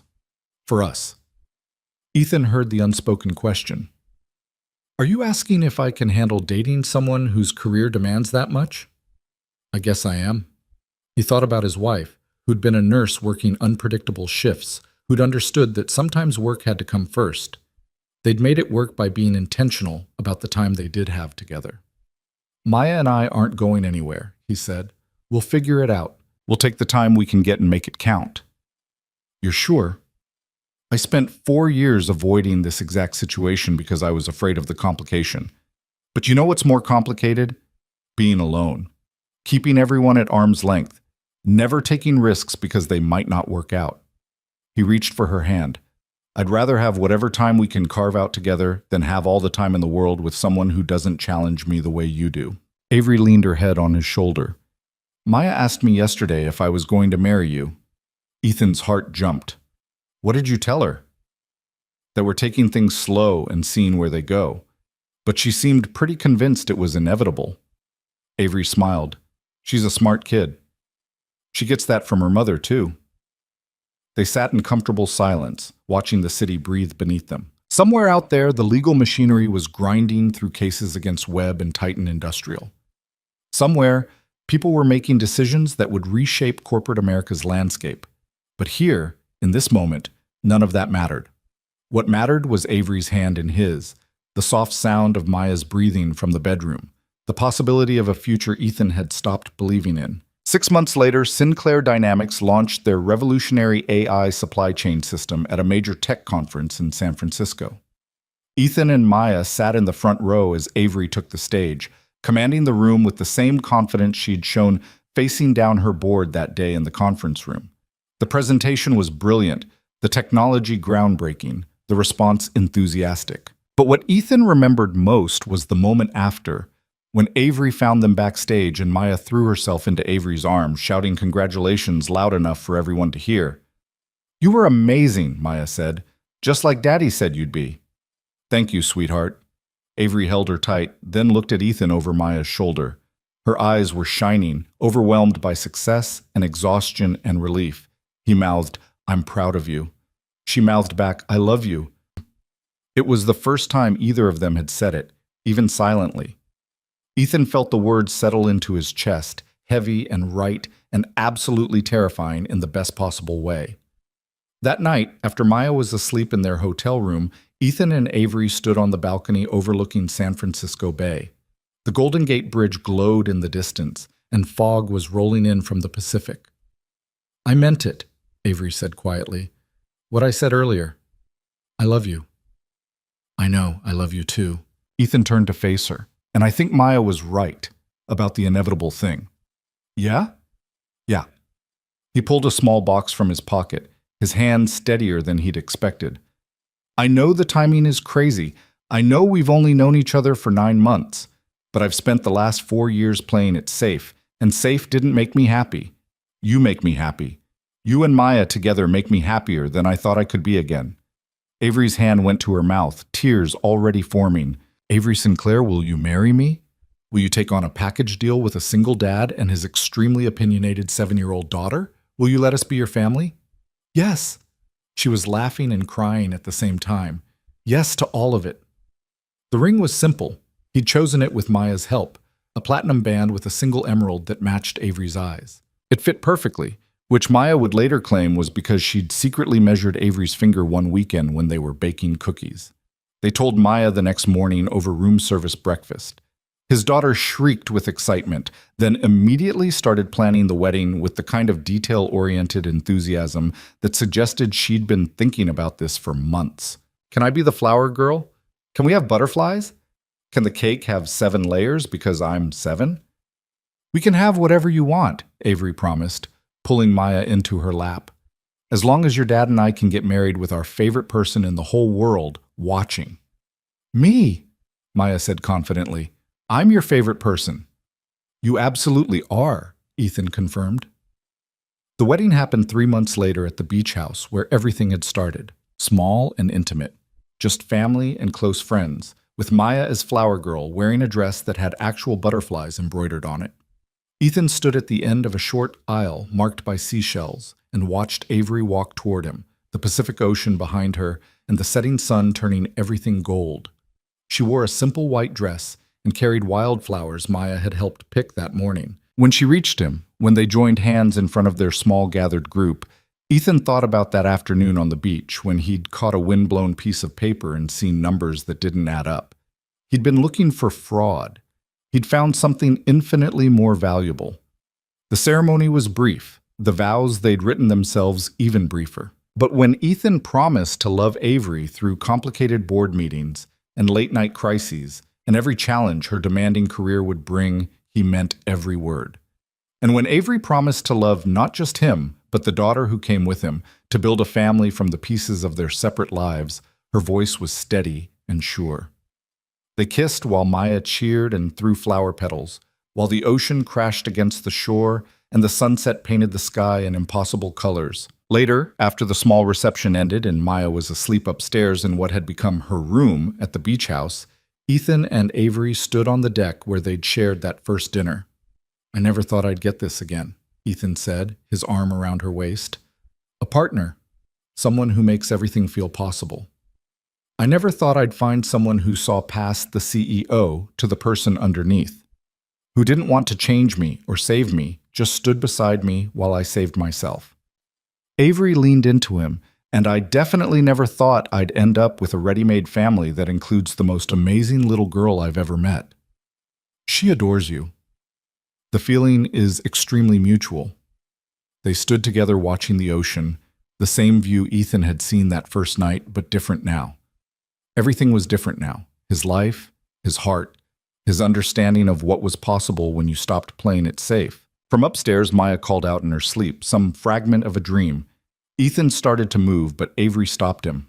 I've got it, she said. Go to bed. I'll check on her. He watched his wife walk into the house, then climb the stairs to their daughter's room. His wife, his family, the life he'd built from one moment of stopping to catch a windblown piece of paper instead of walking past. The numbers on that report hadn't added up, and neither did this in any conventional sense. A forensic accountant, a billionaire CEO, a 7-year-old girl who'd lost her mother too young. They shouldn't have worked together, but they did. Against all odds and logic and reasonable expectations, they did. Ethan went inside, locked the doors, turned off the lights. Upstairs, he found Avery sitting on the edge of Maya's bed, smoothing back their daughter's hair while she slept. The sight made his chest tight with a feeling he'd thought he'd lost forever. Home. This was home, not a place, but these people, this moment, this choice to love again, despite knowing how much it could hurt to lose. Avery looked up when he appeared in the doorway, and her smile held everything, joy and hope, and the recognition that sometimes the best things in life came from the moments you almost walked past. Come to bed, she whispered, and Ethan did, leaving Maya sleeping peacefully while he and Avery built their future one quiet moment at a time, one choice at a time, one brave risk at a time. The empire had been saved. The criminals had faced justice. But more importantly, 3 people who'd been separate and struggling had found each other and become something stronger together. And that, Ethan thought as he held his wife while she fell asleep beside him, was worth every terrifying moment it had taken to get here. The end.